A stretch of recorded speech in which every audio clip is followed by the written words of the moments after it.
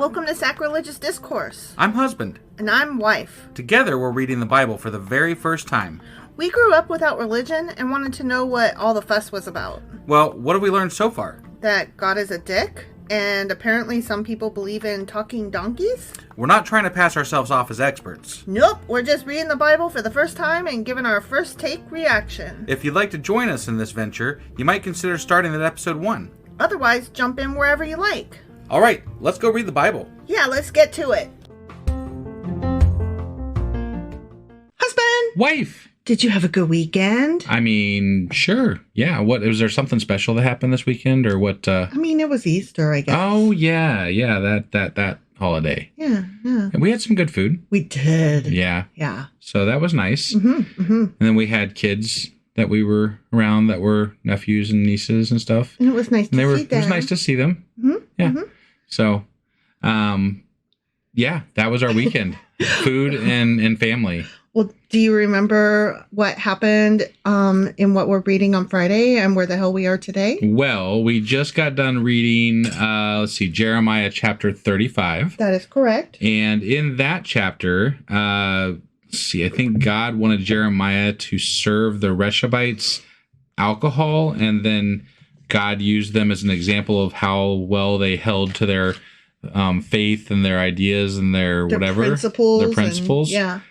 And they was like, if you guys don't change your ways, I'm gonna, kill you.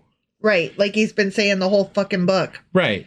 I'm like, so these guys didn't drink and you're using that as an example as to why you're gonna kill people. Right. Okay.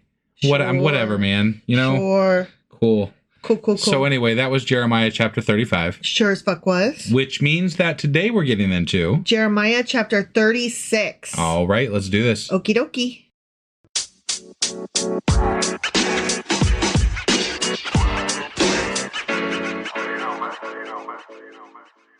Okay, hopping into Jeremiah chapter 36. Okay.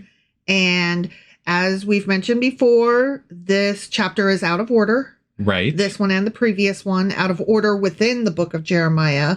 Okay. Okay. Yeah. And this chapter itself is numbered as chapter 43 in the Septuagint. Okay. Which is the Greek one. Got it. And we went over that on Saturday, or Q&A Saturday. Right. As to why shit be cray. Yeah, kind of. You talk more about the books, but I mean, you just said that essentially they don't match up because they don't match up. Right. So and they're different people were making different copies and the sources were different and the idioms didn't always translate and they just stapled things together in different orders. Got it. Yeah. Okay. All right. Yeah. Okay, so let's get started on this. Are you ready? I'm ready. Now, it came to pass in the 4th year of Joachim, the son of Josiah, king of Judah, that this word came to Jeremiah from the Lord. This word. Saying, yeah. Okay, so this is God talking. Mm-hmm. Take a scroll of a book and write on it all the words that I've spoken to you against Israel, against Judah, and against all the nations from the day I spoke to you, from the days of Josiah, even to this day. This is the second time that they've mentioned that God told Jeremiah to write this shit down. Yeah. So it's funny because, Jeremiah or his scribe or whatever are hypothetically writing this book, right? Yeah. And they seem very Mentionitis that God told them to do it. Totally told me to write it. Right. What? Yeah. Like out of the blue, they're just like, oh, by the way, yeah. Yeah, no, he told me. I just wanted to let you know. Yeah. Nobody asked. Yeah. Okay. This is God's doing right here. Yeah. God, this is God's word because God told me to do it. Sure it is, guy. It may be that the house of Judah, this is still God talking, will hear all of the adversities which I purpose to bring upon them, that everyone may turn from his evil way, that I may forgive their iniquity and their sin. So by writing it down? Well, this was back when there was still opportunity for the people to change their ways. Sure. So he's like, yes, write it down so that you can read it out loud to them over and over and over again. And so that other people can have copies to read it over and over and over so that maybe they will change their ways because The shit that I have told you is that Babylon gonna get ya. Got it. Because y'all ain't acting right. Do you have, just to back up just a step, you said this is during the reign of Joachim. Joachim, sorry. Yes. Do you know what time frame this is? Or because I get lost as to which king was when and how and who. Hold on a sec. Let me, because I thought I had some of that shit in my... and I only ask because Jeremiah goes back and forth all the time with regard to time frames and who's in charge and all that shit. So so Josiah died in 609 BCE. Okay. And so some of this probably took place around 604, maybe, ? Okay. All right. Yeah. BCE. So this is still kind of a little bit earlier on before it was really, really shit hitting the fan. Yes. Okay. Yes. All right. Okay. So, there was still lots of time for them to not act like fucks. Lots of time, meaning like a decade and a half. Yeah. Right. But they didn't, though. Then Jeremiah called Baruch, the son of Neriah. And he was like, bitch, write this down. Right. Yeah. And Baruch's like, didn't God tell you? And Jeremiah's like, shut up and do what I say. And Baruch's like, okay. And Baruch wrote on a scroll of a book at the instruction of Jeremiah all the words of the Lord which he had spoken to him. Okay. That's a lot of fucking words. Yeah, I think it's hilarious that, I mean, they're essentially, they're the ones telling the story. Uh-huh. And they're like, and Baruch did this thing that he's doing right now. Yeah. Yeah. Baruch's like, silly. Baruch's like, and Jeremiah told me to write this down. And Jeremiah's like, no, talk about yourself in the third person. Right. And Baruch is like, oh, okay. Yeah. Apparently that happens somewhat frequently in the New Testament with some of those apostle-y guys. Is it supposed to be more authoritative when you talk about yourself in the third person? Oh, I don't know. Okay. I can't tell you. I'm just, And Jeremiah commanded Baruch, saying, I am confined. I cannot go into the house of the Lord. Because he's like in prison or some shit. Okay. So you go, therefore, and read from the scroll which you have written at my instruction, the words of the Lord, in the hearing of the people in the Lord's house on the day of fasting. So wait, they've imprisoned you for saying the shit that you say. Yeah. You want me to write this shit down and then go say it in front of those same people so that what, I can get imprisoned? Yes, exactly. I'm glad you understand me. That's bullshit. No, Baruch, do what I tell you. Okay. Just go. I think that's rude. No. Okay. Just, do you want to be my equal? Do you want to be a prophet guy someday? I don't know. I mean, it pays shit. Doesn't sound like you do. No. Baruch. Yeah. I'm going to tell your dad. Yeah. Okay. So let me go over to my notes a bit. Okay.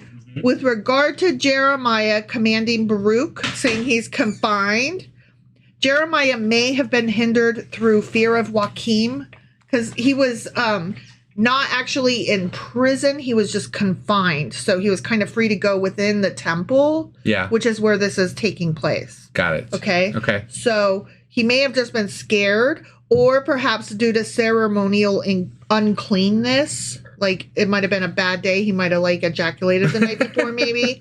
Or, I don't know, pooped his undies. Yeah. Who knows? Right. Or he may have been forbidden by the princes to enter.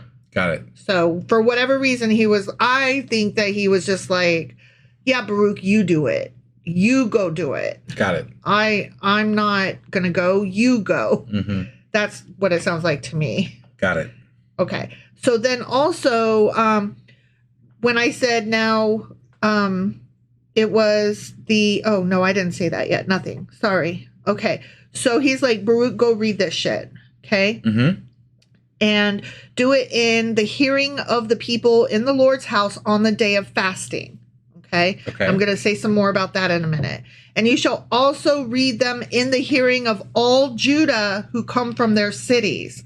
It may be that they will present their supplication before the Lord, and everyone will turn from his evil ways.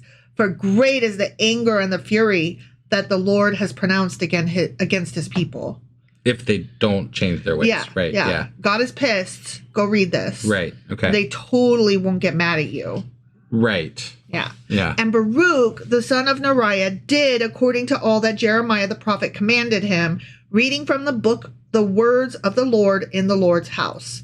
Now, it came to pass in the 5th year of Joachim, the son of Josiah, king of Judah, in the 9th month, that they proclaimed a fast before the Lord to all the people in Jerusalem and to all the people who came from the cities of Judah to Jerusalem.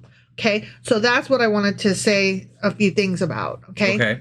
First of all, notice that it was the people who proclaimed the fast, not the king. Okay. Okay. Mm-hmm. So what are they fasting about? Why was there just a random fast declared? Right. The fast was related to the fall of Ashkelon on the Philistine territory by the Babylonian army.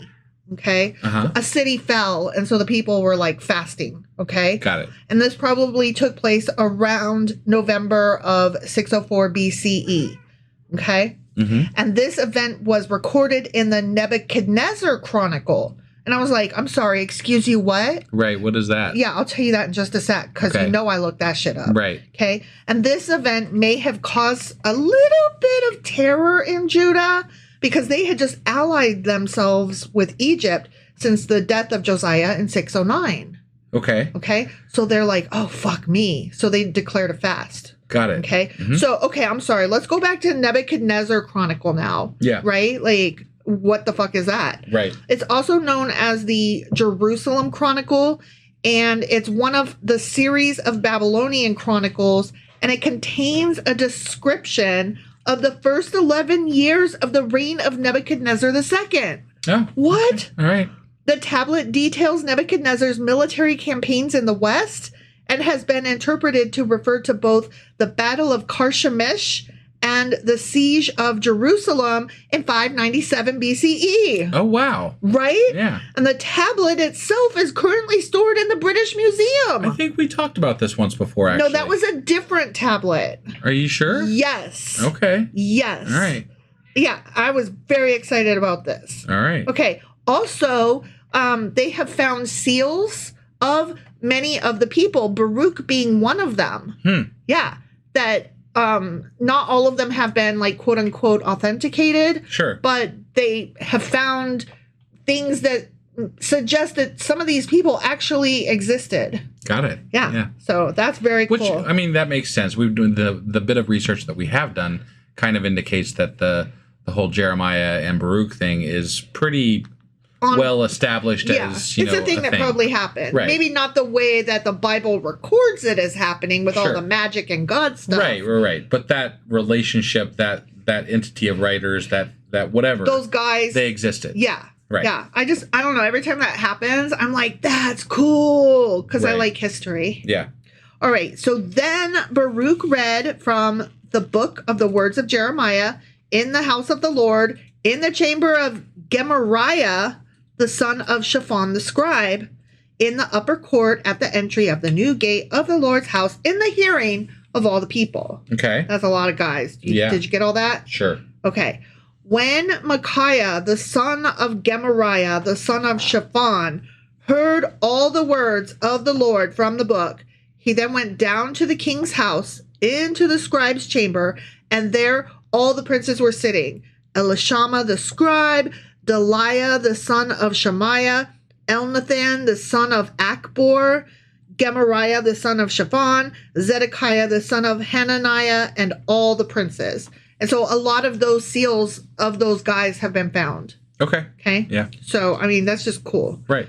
Then Micaiah declared to them all the words that he had heard when Baruch read the book in the hearing of the people.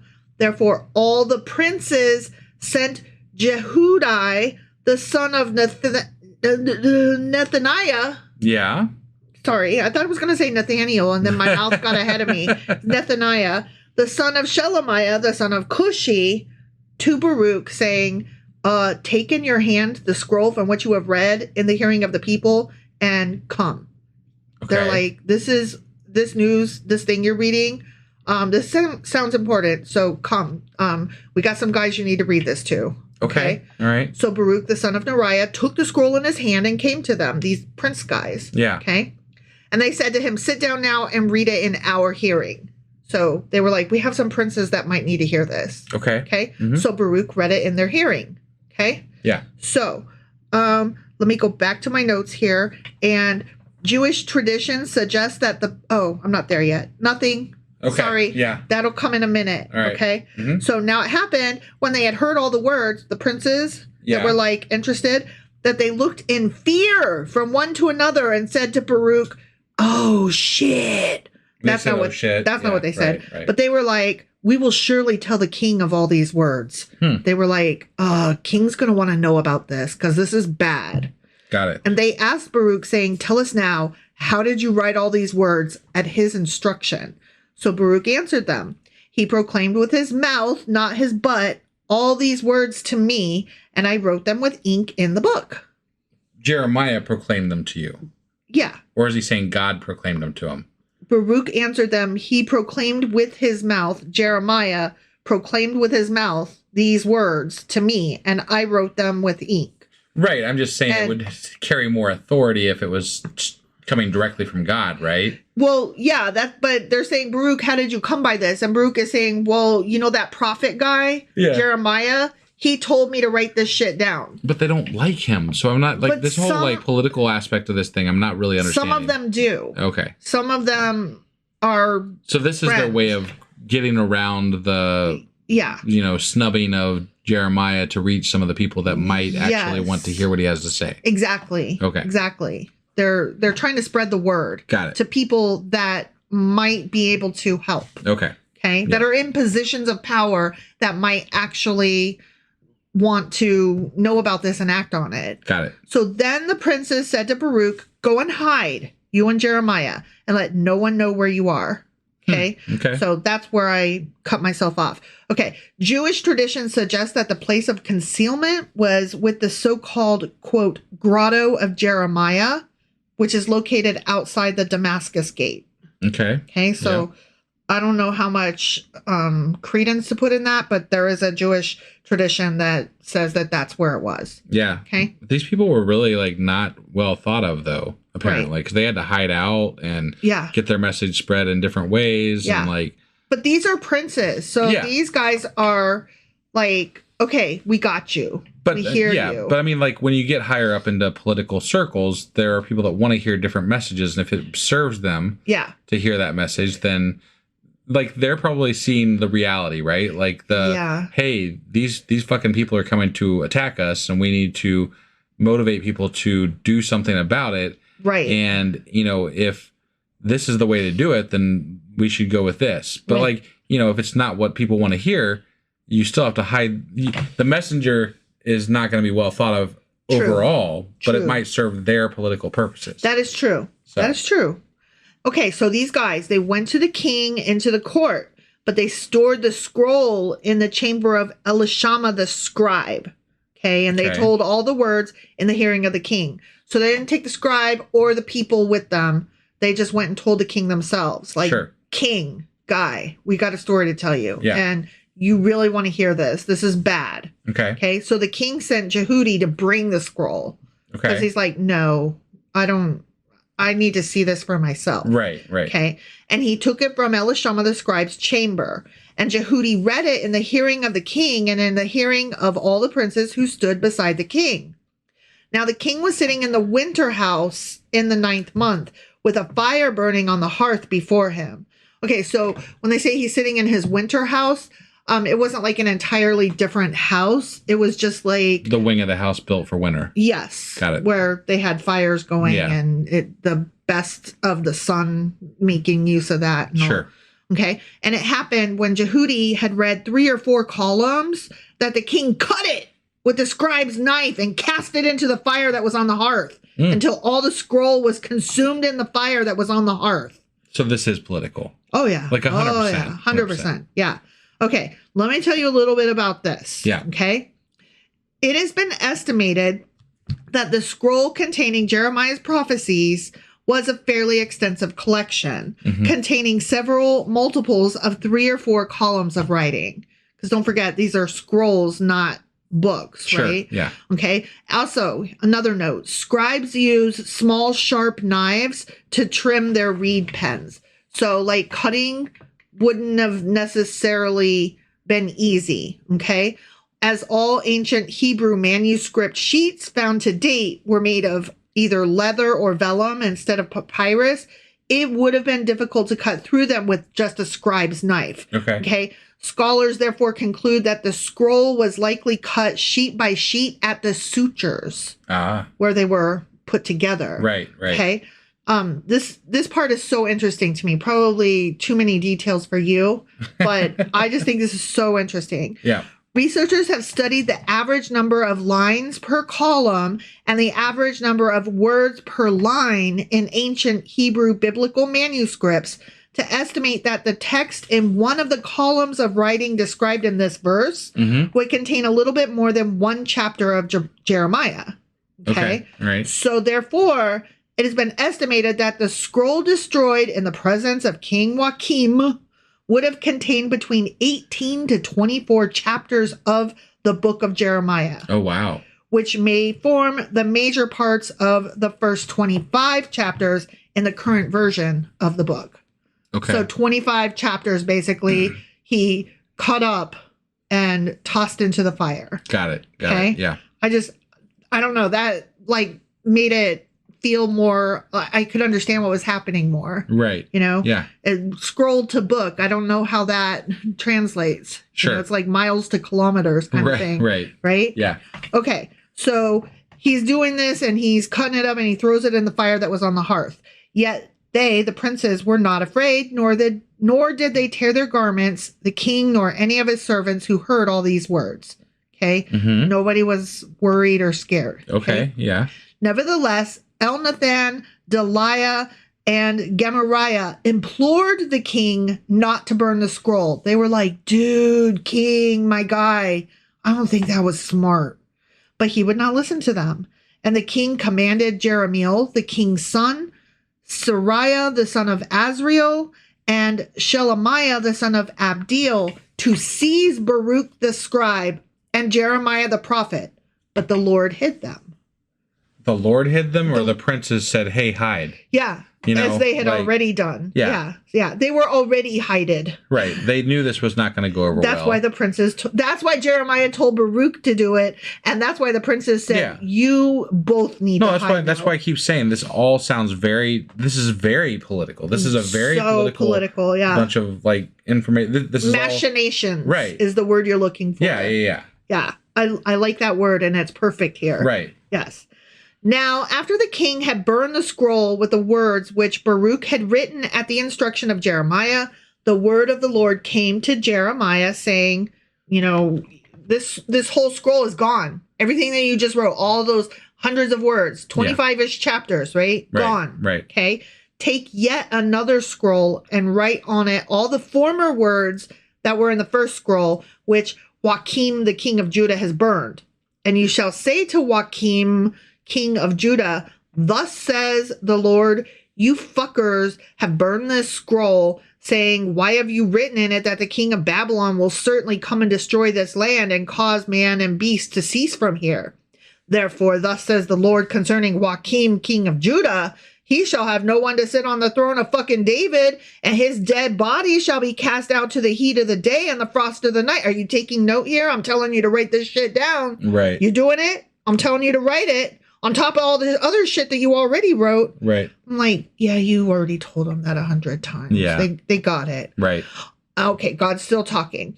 I will punish him, his fucking family, his fucking servants, and all for their iniquity. What the fuck? The servants? Yeah. That's bullshit. Yeah, I'm punishing everybody. I'm God. I'm capricious. Yeah. I'm petty. I am vengeful. I'm a jealous God. But the thing is, though, this king is petty and jealous and vengeful, right? He's the one dismissing out of hand these notes.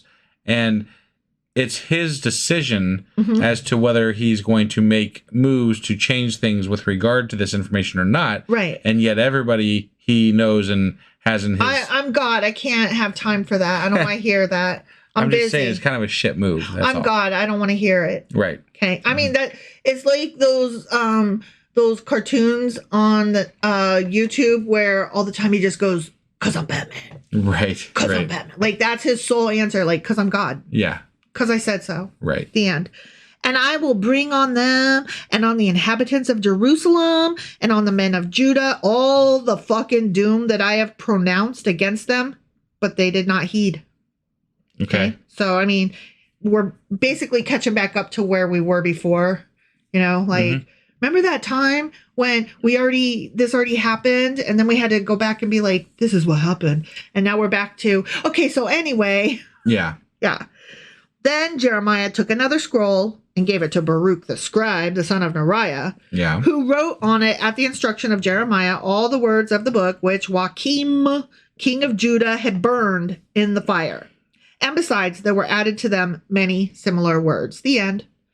Okay. So that is why this chapter is so fucking repetitive and stupid, because they were like writing it down over and over and over again. I guess. Yeah. That's my guess. That whole chapter seemed somewhat pointless. Like, here, write these words down and then go take them to the king, and then the king's gonna not like them, and then write them down again. I mean, yeah, you could have said that so much quicker than what you did. Yeah. The king didn't listen. God's gonna destroy him and everybody because they're not gonna. Right. I mean, like there's just nothing new there. You know? Mean, it was cool finding out that there's some dudes in the castle, some prince guys that are like higher up, right? That are kind of the political intrigue was a nice touch. I liked that, but overall the message was not really new information or anything. It's still God saying, "I'm gonna get you." Yeah, you fucks. But I do really like the idea of seeing this through a political lens, though. Yes, because to me it's what was actually happening. Like that.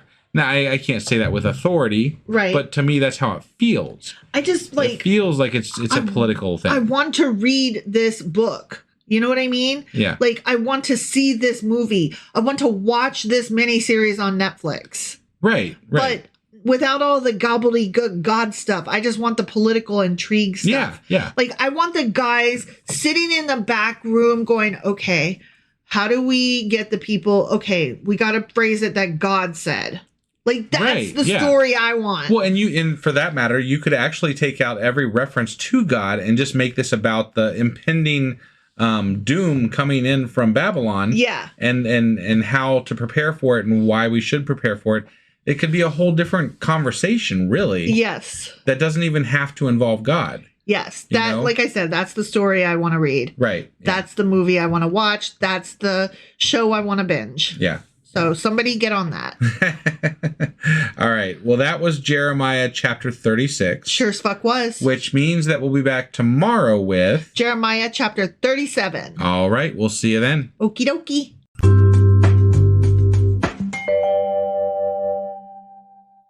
Husband. Wife. Where have we been? What's happening? What's going on? Sick as fuck is where we've been. Well, that's where you've been. That's where I've been. Yeah. Oh, man. There needs to be like a stipulation before any family outing that if you've been sick prior to the outing, don't fucking show up. Yeah. Just saying. Yeah. That's just, It's just good manners. Right. Because if you have been sick and then the next day you go to a family outing, you're the asshole because you are literally getting your family sick. That being said, I love my family very much. I, too, love your family very much. But I am suffering consequences. You are suffering, and I am suffering as a consequence of you suffering consequences. Yeah. So anyway, I've been sick. Yeah. And so we haven't done a podcast in a couple of days. No, sorry. But I believe the last thing that we did was Jeremiah chapter 36. That is correct, sir. And in that one, I believe God told Jeremiah to write down all the shit that he said. And so Jeremiah was like, hey, Baruch, write down all the shit that I said. Yeah. He passed the buck. Yeah. And then he told Baruch to bring it to some people that were going to listen to him. Princes and guys. And they were like, oh, man, that's cool. That sounds legit. We should totally take that to the king. And then they took it to the king. And the king was like, put that shit in the fire. Fuck off. Yeah. And then they rewrote it again. Yeah. Because God wanted them to write it apparently. God was like, rewrite it. Yeah. And Jeremiah was like, Baruch, you heard the God. And then Baruch was like, actually, I didn't. And Jeremiah was like, do I have to do everything myself? So that was Jeremiah chapter 36. Sure as fuck was. Which means that today we're getting into Jeremiah chapter 37. All right, let's do this. Okie dokie.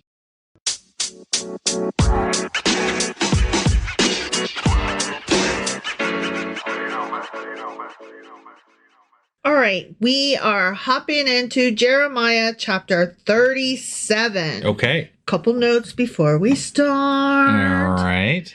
This chapter is numbered as Jeremiah chapter 44 in the Septuagint. Okay. Which is the Greek translation. Yep. Okay. This also is the start of a narrative section. So it's like a story of its own. Okay. Starting here, chapter 37 through chapter 44. Okay? Got it. Okay. So that's what's happening. Okay. Yep. Now, King Zedekiah, the son of Josiah, reigned instead of Coniah, the son of Joachim, whom Nebuchadnezzar, king of Babylon, made king in the land of Judah. So somebody was ruling that Nebuchadnezzar didn't want to rule. Okay, here's the thing. The reign of Coniah or Jeconiah, depending on who you talk to. Yeah. Right.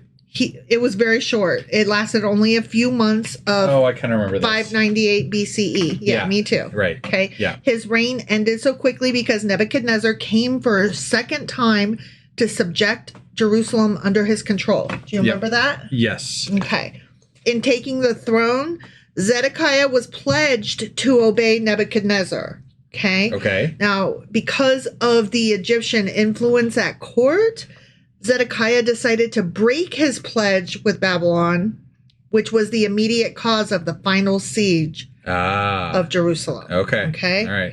So that's again, where lots we are. of politics. Yes. Lots of politics. Okay. Yep. But neither he nor his servants nor the people of the land gave heed to the words of the Lord, which he spoke by the prophet Jeremiah. Okay. And Zedekiah the king sent Jehukal, the son of Shelemiah, and Zephaniah, the son of Messiah, the priest, to the prophet Jeremiah. Okay, so Zedekiah sent two guys. Yep. Saying, pray now to the Lord our God for us. So Zedekiah's in a bit of a bind, and he's like, you two dudes, go talk to Jeremiah. See if he can help us with the God dude. Yeah, like, shit is getting real. Right. I'm not prepared to, like, publicly be like, oopsie, my bad. Okay, sorry, God. But go see if he can maybe, like, secret a deal for us. Right, yeah. Okay. Now, Jeremiah was coming and going among the people, for they had not yet put him in prison. So this was before that time. Right. Because Baruch don't know how to tell a story straight. Because, you know, Baruch is writing this shit down. Yeah. Yeah. He wrote this shit all out of order. You know what? You want a job done well. We don't know. We don't know that he wrote it all out of order. We know that somebody put it in here out of order. No, I'm blaming Baruch. Okay. Right. I'm blaming Baruch. He's like, make me write this shit. I'll show you. And he wrote it all down, but he wrote it all out of order. That's what I think happened. Got it. And Jeremiah you don't think it was like as they were running from the Babylonians, like they just lost them, they dropped them all on the ground, and then they picked them up in the wrong order? Well, Baruch wasn't the one running. Well, I'm just saying, you know, maybe they were in a hurry to get somewhere, and they just dropped them, and that's how they ended up, you know. I don't know. I think that Baruch was a little bit salty. Okay, all right. Because he's like, make me write this shit. God told you to do it, asshole. Well, there's been lots of scholars between now and then that could have put this back in the right order, even back when they still rearranged stuff. Okay, I will give you that. I don't really buy that. I will give you that, except maybe they had notes that we don't have that said Jeremiah's a prick. Let's keep this out of order, just as, like, yeah. Okay. I'm just saying it could be. Yeah. Could be. Right. Okay. Then Pharaoh's army came up from Egypt, and when the Chaldeans, who were besieging Jerusalem, heard news of them, they departed from Jerusalem. So we've heard this story already. Yeah. Okay. Then the word of the Lord came to the prophet Jeremiah, saying, thus says the Lord, the God of Israel, thus you shall say to the king of Judah, who sent you to me to inquire of me, behold, Pharaoh's army, which has come up to help you, will return to Egypt, to their own land. So he's like, They ain't going to help you for long. I don't know why y'all depending on them, stupid. Got it. And the Chaldeans shall come back and fight against this city and take it and burn it with fire. Okay. Okay. Thus says the Lord, do not deceive yourselves, saying the Chaldeans will surely depart from us, for they will not depart. For though you had defeated the whole army of the Chaldeans who fight against you, and there remained only wounded men among them, they still would rise up, every man in his tent, and burn the fucking city with fire. So he's like, even if they only had 10 broken men left, those people would destroy the city. Yeah. Okay. Y'all need to lay down arms. Got it. Because this is not happening. I kind of doubt they only had 10 people left, though. No. But God is saying, even if that were the case. Right. He's not saying that was the case. He's saying, I'm telling you now, even if this happened. Sure. Y'all would still fucking lose. But I don't believe him. No, I don't either. So. I don't either. All right, so I have some notes. Yeah. Okay. Mm-hmm. So it says that Pharaoh's army came up from Egypt. Yeah. The Pharaoh that they're talking about is Hophra or Apries. This depends because it's spelled different ways. Okay. Okay, but it's the same guy. And he was the fourth king of the 26th dynasty of Egypt. And he ruled from 598 to about 570 BCE. Okay. Okay. Yeah. He forged an alliance with Zedekiah to rebel against Babylon, sending an army in the summer of 588 BCE. Okay. Okay. Yeah. This caused the Chaldeans to temporarily lift the siege in Jerusalem to deal with the Egyptians. However, he retreated before actually joining the battle, leaving Jerusalem to fall to the Babylonians in 587 BCE. Got it. Okay. Yeah. So that's where we sit. Okay. Okay. And it happened when the army of the Chaldeans left the siege of Jerusalem for fear of Pharaoh's army that Jeremiah went out of Jerusalem to go into the land of Benjamin to claim his property there among the people. This is where he bought where he had bought that land. Yeah. And there's like some question like, what do you mean he left Jerusalem to go into the land of Benjamin?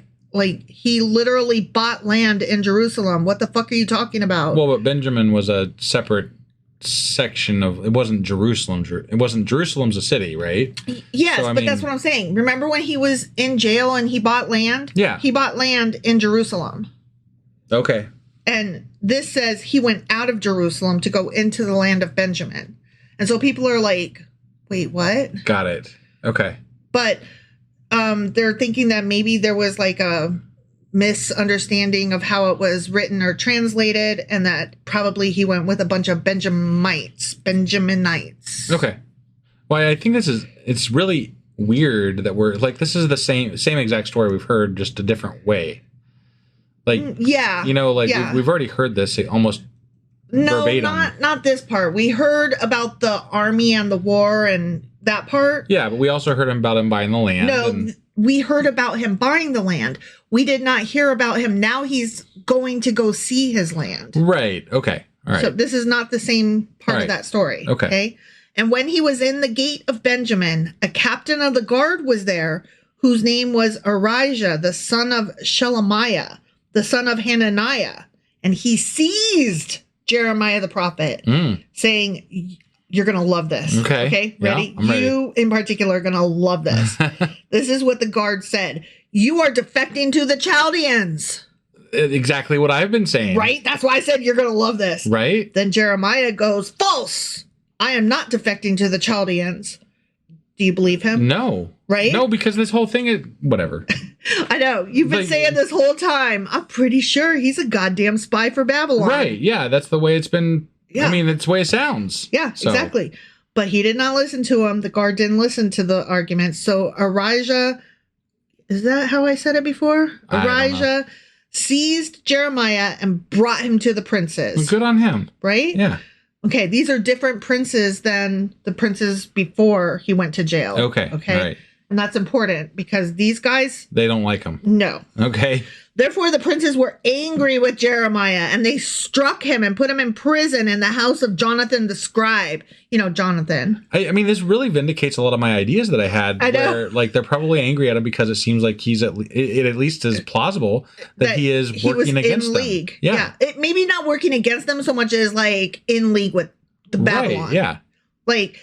he might not be actively working against Jerusalem or whatever. Right. But he clearly was trying to play both sides. Yeah. So to save his own ass. Right. So, right.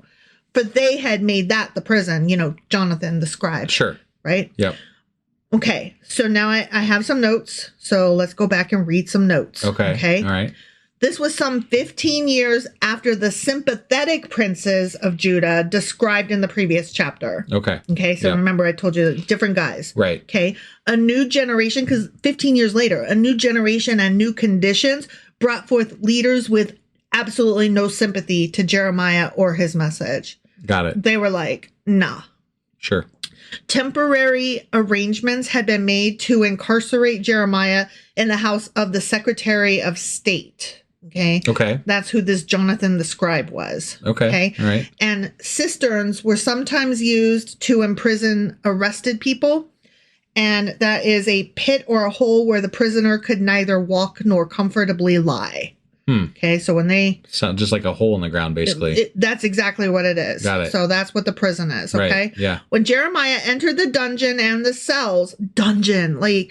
We all have a dungeon in our house. Jonathan the scribe has one. We have one. You know how you do, right? Right. So anyway, when Jeremiah entered the dungeon and the cells, and Jeremiah had remained there many days, then Zedekiah the king sent and took him out. The king asked him secretly in his house and said, "Hey, psst, is there any word from the Lord? And can you keep this on the DL?" And Jeremiah said, "Hey, as a matter of fact, there is." Oh, okay. All right. Then he said, "You shall be delivered into the hands of the king of Babylon." Boom. Even though you stuck me in a fucking cistern, my story hasn't changed. Right. That's awfully brave. Yeah, it is. It is. Right? Moreover, I mean, I guess it's supposed to lend credence to his what he's saying. He's literally getting out of jail, going to talk to the king and telling the king, "No, you're still fucked." Yeah. Yeah. So that's I think that he totally knew what was coming, though, and was like, it doesn't matter if you kill me now or not. Like, it's still coming. Right. Like, whatever. Well, to be fair, if he did know that the Babylonians, the Chaldeans or whatever are going to be that much of a force and destroying them. Yeah. Even if he just, knew that intuitively. Right. Whether it be from God or not, right? That's what I'm saying. Or if he had some insight information. Either way. It could have been a bit of both, right? But if he had this idea that they were going to destroy them, it's better to be on their side. Like it's better to say, yeah, they're going to totally whip our ass, than to say, no, we're going to stand up and fight against them. Right, so exactly. Because then your name is attached to ringleader. Right. Fighting against instead of like... Maybe he's got a chance. If Zedekiah doesn't have him killed, maybe he's got a chance to survive. Yeah, he can totally be like, I was saying you guys would take over the whole time, guys. Remember, thank you for that insider information. Yeah. I did try to help you. You will recall. And I was jailed, as a matter of fact. Right. So could you not? Yeah. I just can't buy that it's God when there's so much other politics going on with regard to the Egyptians and everything else, Exactly. So. Okay, but... Jeremiah had more to say. Okay. Moreover, Jeremiah said to King Zedekiah, "What offense have I committed against you, against your servants, or against this people that you have put me in fucking prison? Where now are your prophets who prophesied to you, saying the king of Babylon will not come against you or against this land?" So he's got a fair point. Yeah. And those guys are gone because they were like, no. Right. No, Babylon ain't coming. What? Get the fuck out of here. This is great. Everything's fine. It's fine. Nothing's going to happen. We're fine. Right. And so now he's like, do you see them? I don't see them. They're not here. So what's up? Right. Why are you mad at me? I'm the one that told you this was happening. From the get-go. Yeah. Yeah. Yeah. Therefore, please hear now, O my lord, the fucking king, please let my petition be accepted before you. And do not make me return to the house of Jonathan the scribe, lest I die there. Right. Yeah. Okay. So, yeah. Sorry, I thought I might have had another note. No, but you're I don't. Good. Okay. I don't have another note. Was that No. Oh, no. There's a little bit left. Okay. I was just checking to make sure I didn't have any notes on that little section. Got it. Okay. Yeah. No, we're almost done. Hang tight. Okay. I'm hanging. Then Zedekiah the king commanded that they should commit Jeremiah to the court of the prison, and that they should give him daily a piece of bread from the baker's street until all the bread in the city was gone. So he's still going to imprison him. Yeah. Just not as badly. Thus Jeremiah remained in the court of the prison. The end. I see. Yeah. So he's like, well, you gave me bad information, so... Not bad information. You gave me information I didn't want to hear. So I'm going to throw you in jail. But I'm not going to put you in a pit. I'm going to put you in white collar jail. Yeah. Instead of, like, I'm going to put you in the prison that if Trump ever went to prison, he would go to that prison instead of, like, where all the rapists and bad guys go. Right. Right. He's like, technically, yes, you've been the one that's right. Been right most of the time. You're right. I won't imprison you real hard. Yeah. You still were clearly working with the Chaldeans. Right. Yeah. I just can't get over that. Like, I'm just, he's, I don't know what it just, the whole thing. I mean, we're reading this from his perspective. Right. And so, even from his perspective, it still looks like, nah, dude. Right. Nah. Yeah. If you're writing it, I still think, like, without even somebody telling me that you might be a double agent or something. Yeah. Then you probably are. Right. You know? Yeah. But what do I know? I mean, I wasn't around back then, so I don't know. It just seems that way. They thought it, apparently. Right? I knew you were going to... Really makes me happy. I knew you were going to enjoy that. Yeah. I was very excited about that little portion for you. Like, husband's going to sleep good tonight. Yeah. He was vindicated by a guard in the Bible. Right. Yeah. Mm-hmm. All right. Well, that was Jeremiah chapter 37. Sure as fuck was. Which means that, assuming we're not sick again... Right. We will be back tomorrow with... Jeremiah chapter 38. Apologies for being off schedule. We're trying to catch up. Yeah. Thank you and good night. Yeah. Bye.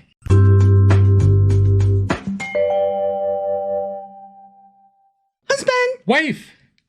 2 in a row? What? Hey, what? We're recording 2 in the same day. Well, we are a bit behind, so. Yeah. Yeah, we wanted to catch up a little bit and get things back on track here. But we just finished Jeremiah chapter 37. That is correct. Do you remember what happened? Well, let's see. I think, the important bit is this, I think, is that they, the Israelites recognized that Jeremiah is actually a spy. I mean, okay, the Jerusalem guys did not specifically...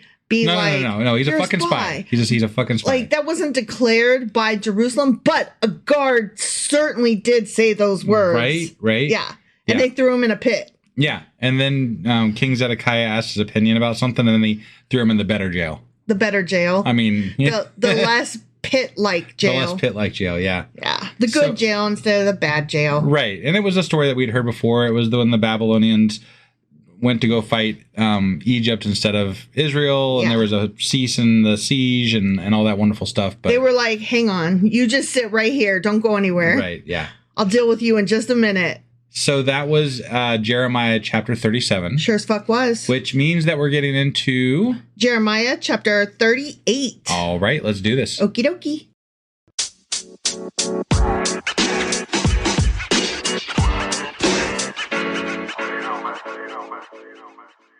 All right, we are getting into Jeremiah chapter 38. Okay. And as has been usual for the last several chapters, I have a couple notes before we begin. Okay. First of all, this chapter is numbered as Jeremiah chapter 45 in the Septuagint, which is the Greek translation. Sure. Okay. Mm-hmm. And also this chapter is part of that narrative that I described yesterday. That is its own little section. Right. And that is chapters 37 through 44. Okay. Okay. All right. So here we go, getting into it. Are you ready? I'm ready as I'm going to be. Yeah. Okay. Now, Shephatiah, you know Shephatiah. I don't really, though. He's the son of Matan. Don't know that guy either. Okay. So that guy plus Gedaliah, the son of Pashur, plus Jekal, the son of Shelemiah. That's lots of guys. And Pashur, the son of Melchiah. Uh-huh. Okay, so a bunch of guys. All those people. Mm-hmm. They heard the words that Jeremiah had spoken to all the people, saying, "Thus says the Lord, he who remains in this city shall die by the sword, by famine, and by pestilence." You sure has said that a lot, yeah. Yeah. But he who goes over to the Chaldeans shall live. Remember, he was telling them, you should probably just he's a give spy. up. Yeah, he's a spy. I totally believe that. Yeah, no, with I mean, all my life. Yeah, yeah, that's what he is. Yeah, his life shall be as a prize to him, and he shall live. Thus says the Lord, this city shall surely be given into the hand of the king of Babylon's army, which shall take it.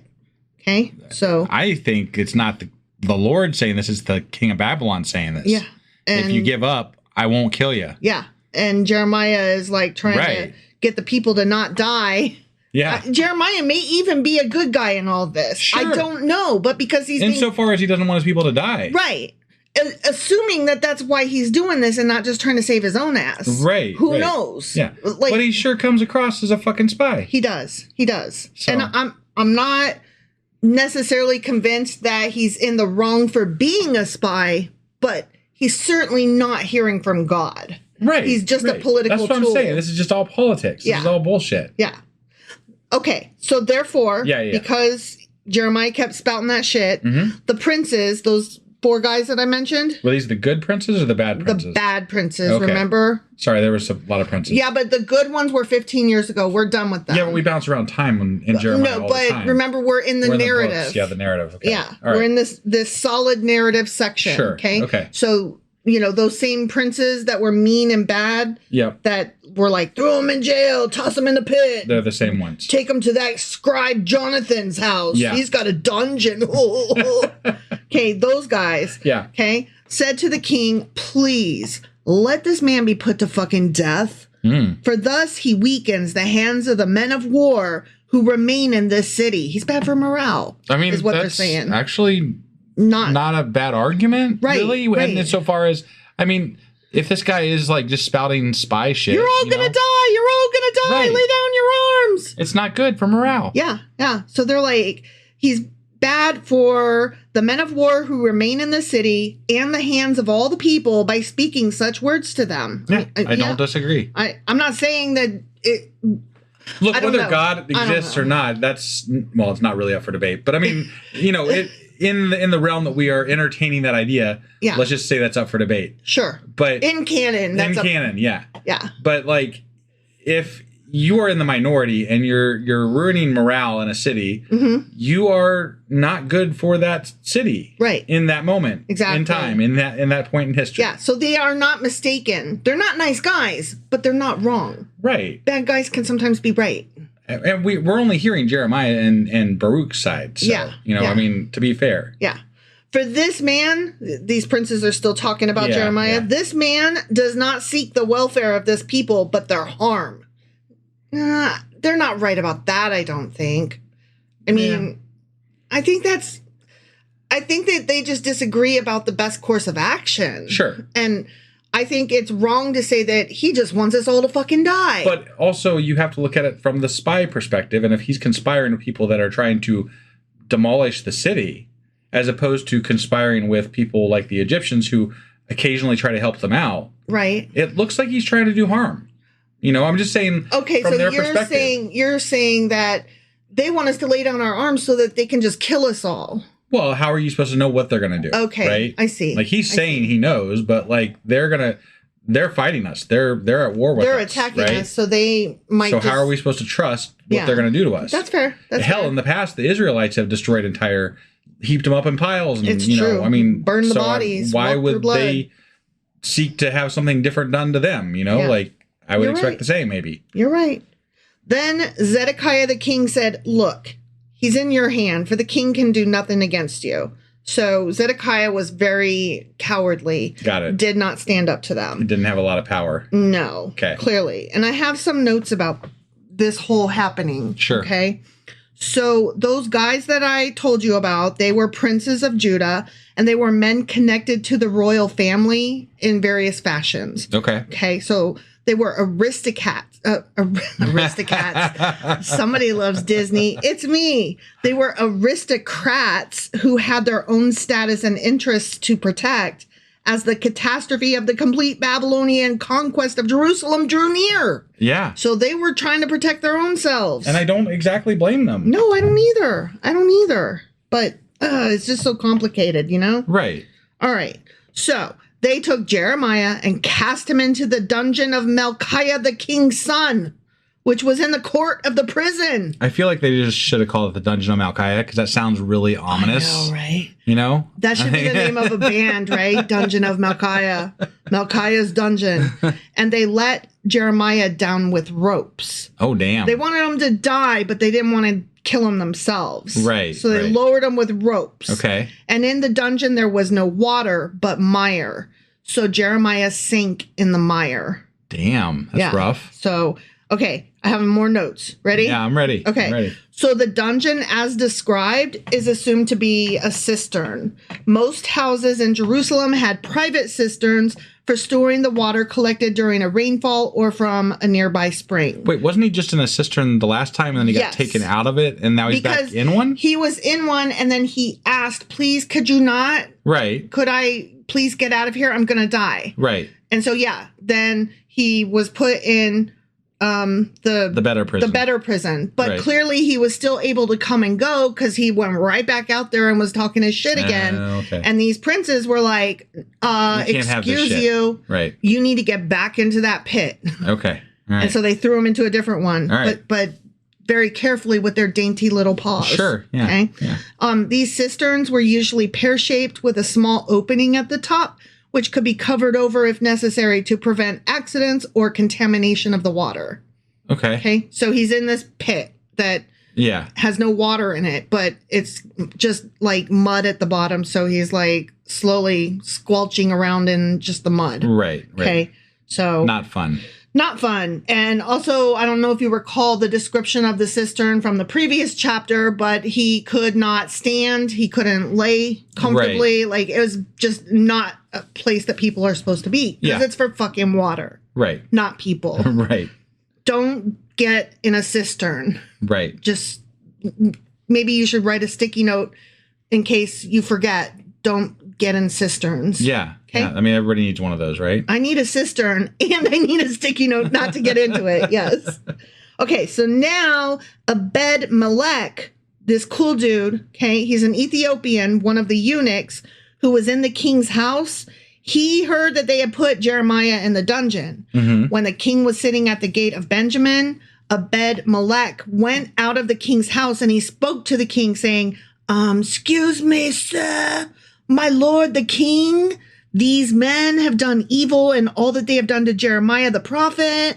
I'm like, assuming he's like whispering. He's like, hey, king, hey. But wait, didn't the princes come to him and say, we're doing this stuff to him? Yeah. Okay. I just wanted to make sure. Yeah. Basically, the king seems to me like a very soft Trump where he just does whatever the last person he spoke with suggested. Okay. All right. You know? Yeah. Okay. So anyway, this guy, he's like, hey, they did bad to him whom they have cast into the dungeon, and he is likely to die from hunger in the place where he is, for there's no more bread in the city. So, right. You know, they can't even throw bread down to him. He's like, dude, this prophet is gonna die. Is that really what you want? Right. So then the king commanded Abed Melech, the Ethiopian, saying, take here 30 men with you and lift Jeremiah the prophet out of the dungeon before he dies. I have some notes. Okay. Okay. Right. Yeah. Yeah.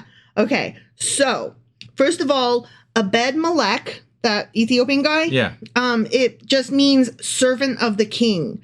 So even if it was the man's proper name, it shows that he had no identity of his own. Okay. So that was either his title or his name is his title. Sure. Like, basically, he's no man. Okay. You know, and being a foreigner and a eunuch, Abed Melech was excluded from the temple and most Jewish rituals. Right. So he was like a outsider kind of guy. And yet somehow he had more compassion and mercy than most of the ruling class who participated in all these rituals all the time. Okay. Which that's very interesting. Right. Okay. Now, because the Septuagint and one Hebrew manuscript read 3 instead of 30, some scholars choose the lesser figure. Like, remember the king said, take 30 guys with you and go get them out? Yeah. Because it doesn't take 30 guys to pull them out, right? Right. So in some translations, it says 30 and in some 3. And a lot, because it said 3 in a lot of the important ones, right? People are like, a lot of scholars are like, that's probably more likely. But While 30 men were not needed to do the work of pulling, there would likely have been several standing guard so that none of the influential people who did want Jeremiah dead could prevent his rescue.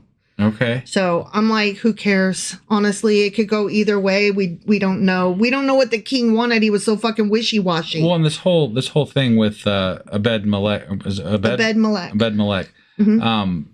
It strikes me as odd that he cares so much about why would he care about Jeremiah? Because he believed in the prophet. Okay. And because the prophet has been saying this shit for years at this point, and everything that he has said has come to pass. All right. That they have lived to see. You know what I mean? Everything that has happened within their time, according to this. And correct me if I'm wrong, but Zedekiah, was he placed in position by the king of Babylon? Or was it, I think he was placed in position by the king of Babylon, wasn't he? Yes. So the people surrounding him were probably more closely aligned with Babylon than they were with Egypt, if I had to guess. Yes. So that would make sense that they would be helping the spy. Yeah. Yeah. It's all interesting, I'm just right? saying, that's... Yeah. Like, who even fucking knows who was doing I'm what? just trying to keep track of all the political, machinations. Yeah. Yep. Yeah, who knows? So Abed-Melech took the men with him and went into the house of the king under the treasury and took from there old clothes and old rags and led them down by ropes into the dungeon to Jeremiah. Then Abed-Melech the Ethiopian said to Jeremiah, "Please put these old clothes and rags under your armpits, under the ropes." And Jeremiah did so. So they pulled Jeremiah up with ropes and lifted him out of the dungeon.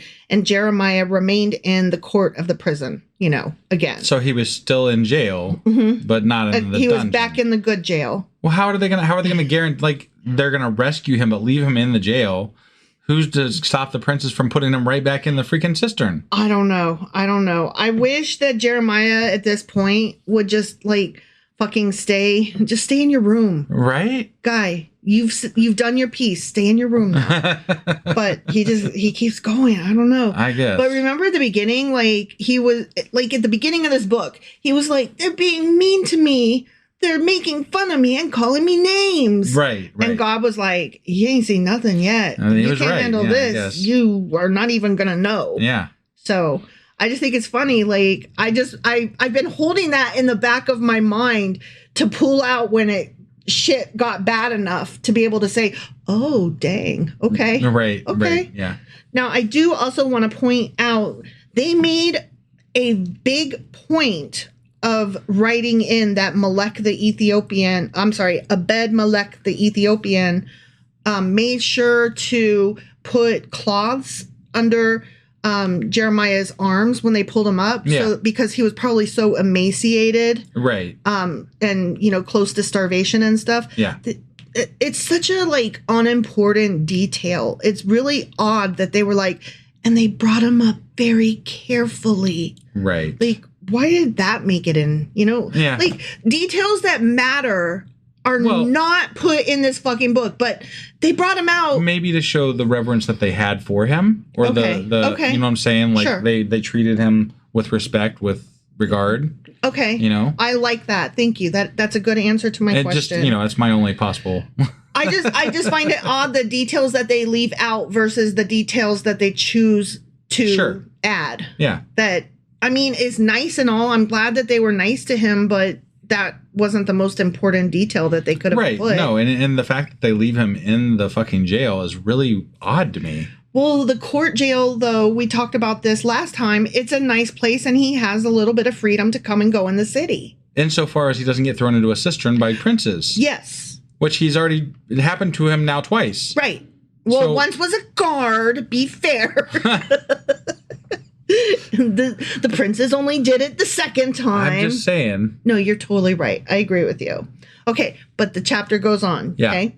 Then Zedekiah the king sent and had Jeremiah the prophet brought to him at the third entrance of the house of the Lord. Not the first, not the second, not the fourth, the third one. Right. And the fifth was way too many. I guess, yeah. And the king said to Jeremiah, I will ask you something.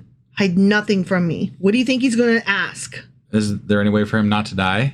That would be my guess. Right, yeah. That would you like to take bets, or should we both just say, yeah, that's probably what he's asking? That's probably what he's asking, yeah. Okay, let's find out. All right. Jeremiah said to Zedekiah, if I declare it to you, will you not surely put me to death? And if I give you advice, you'll not listen to me. I mean, fair enough. I mean, he's like, who fucking cares how I answer you? Although the last time he gave him advice and he just put him in the nice prison. True. So, I mean, I don't know. But I mean, don't you think that he's like, dude, I'm tired of playing this fucking game with you. Right, yeah. You've stuck me in jail twice through various other people. My story hasn't changed. I've been beat. I've been, put in the stockade, the torture device. Like, my answer I will give him changing. credit. He has stuck to his story. Yeah. Yeah. So he's like, what the fuck do you care what I say? Again, according to Jeremiah. Yeah. According to Jeremiah was very brave and virtuous. I mean, according to wife was the best wife that ever was. That's right. You are, right? Though, yeah. Aw, thanks. Yeah. I love you too. So Zedekiah the king swore secretly to Jeremiah, saying, as the Lord lives, who made our very souls, I will not put you to death, nor will I give you into the hand of these men who seek your life.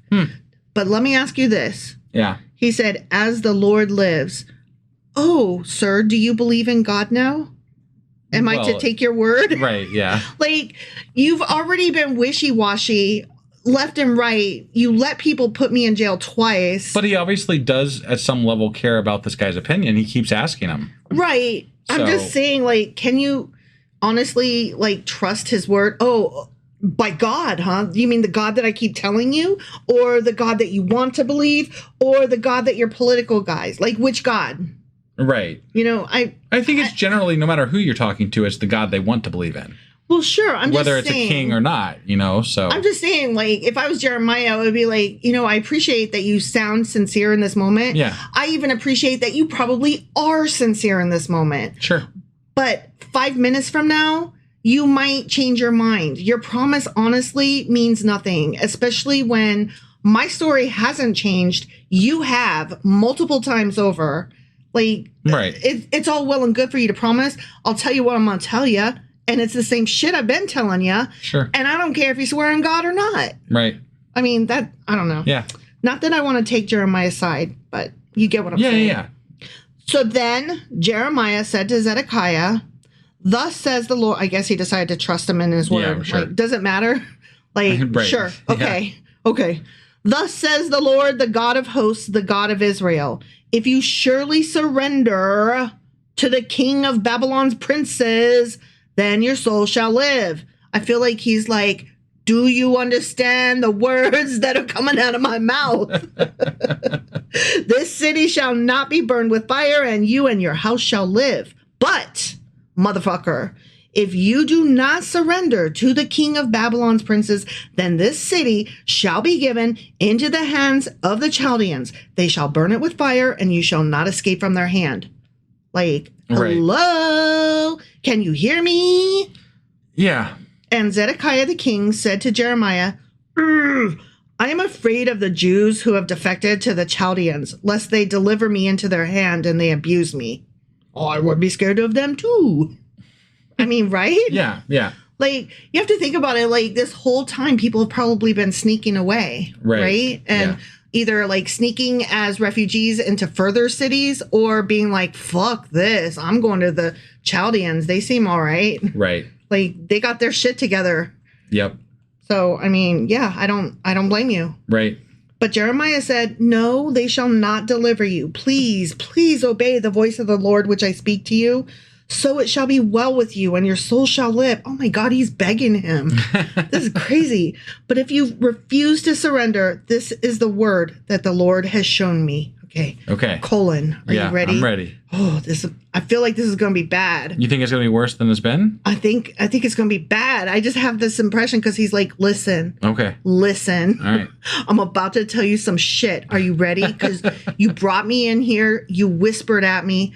Okay, I'm going to lay it down for you. Okay? Mm-hmm. Now behold, all the women who are left in the king of Judah's house shall be surrendered to the king of Babylon's princes. And those women shall say, Your close friends have set upon you and prevailed against you. Your feet have sunk in the mire, and they have turned away again. So they shall surrender all your wives and children to the Chaldeans. You shall not escape from their hand, but shall be taken by the hand of the king of Babylon, and you shall cause this city to be burned with fucking fire. Do you hear me now, sir? Right. King man. Yeah. Then Zedekiah said to Jeremiah, let no one know of these words, and you shall not die. He's like, this message sucks. I need a different fortune cookie. I'm throwing this one in the fire like that other fucking scroll. But I won't kill you. I'm not going to kill you, but listen, don't tell anybody else this. Stop walking around the city and saying this shit. Right.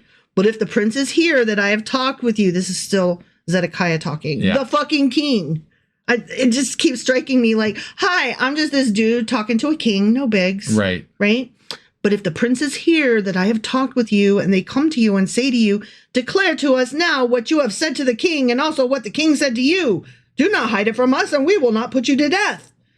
Then you shall say to them, I presented my request before the king that he would not make me return to Jonathan's house to die there. Okay, we good? We good? Then all the princes came to Jeremiah and asked him. And he told them according to all these words that the king had commanded. So they stopped speaking with him, for the conversation had not been heard. Okay. So Zedekiah's like, don't tell them that I asked for your advice again. They're like so pissed at me. Right. And Jeremiah's like, okay, fine, whatever. Like, that's not my beef, man. Right. Like, I'm not out here trying to get you in trouble with these prince guys. I'm just doing my thing. Sure. So, okay, I won't tell them. Now Jeremiah remained in the court of the prison until the day that Jerusalem was taken. And he was there when Jerusalem was taken. The end. Okay. Damn, that was a strong finish to that chapter. So apparently Zedekiah didn't, I mean, we already knew, but right. Zedekiah did not listen to Jeremiah. Right. And then the place got taken. Yeah. They were going to burn the place to the ground, though. Doesn't Jeremiah live through this, though, right? We're still in the middle of the story. Like this. Yeah. Remember, we're in the middle of a section. But it strikes me, though, if they were going to burn the whole place to the fucking ground, if they didn't surrender, that Jeremiah must have had special standing with the Chaldeans / Babylonians, right, for them to escort him off the premises. I mean, okay, right now what we're doing is trying to guess what is happening in the next chapter. Sure. Like, we're in the to be continued. What do you think happens, right? Yeah. And I'm like, okay, maybe they burn the whole city, but we know, didn't they took Zedekiah with them. Remember? Briefly, yeah. So they probably would have taken Zedekiah and all of his court, including the jail guys. And since Jeremiah was a prophet or, spy, yeah, I'm betting that they took the king and some of his court, including Jeremiah and whoever else was, an uppity schmuck buck name. Yeah. All right. Well, we'll see. I know. I'm kind of excited, though. Yeah. The story's getting good. So that was Jeremiah chapter 38. It sure as fuck was. Which means that we'll be back tomorrow with Jeremiah chapter 39, and I'm so excited about it. All right. We'll see you guys then. Bye.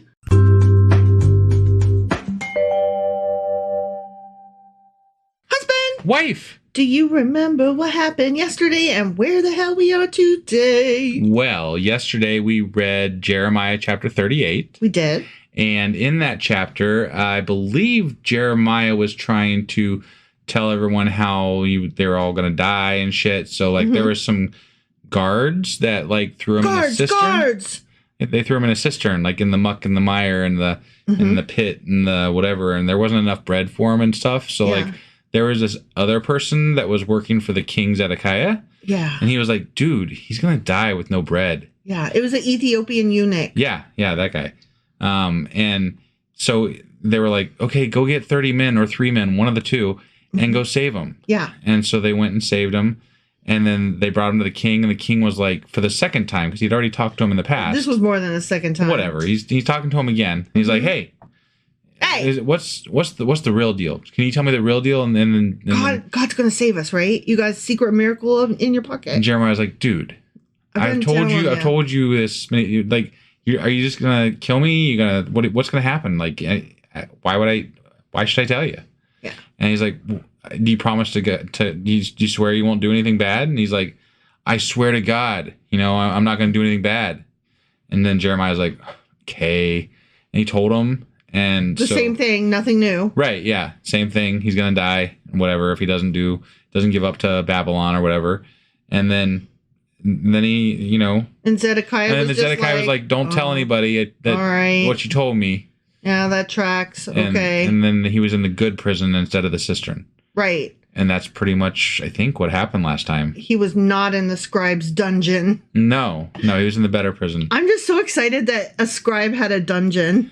I'm actually really excited that he was able to keep his mouth shut long enough to not get thrown into the cistern again. Again, for the third time. Right. He's been in it twice. Because I think that was a real feat for him, actually. Yeah, honestly. Because he seems to not be able to do that generally.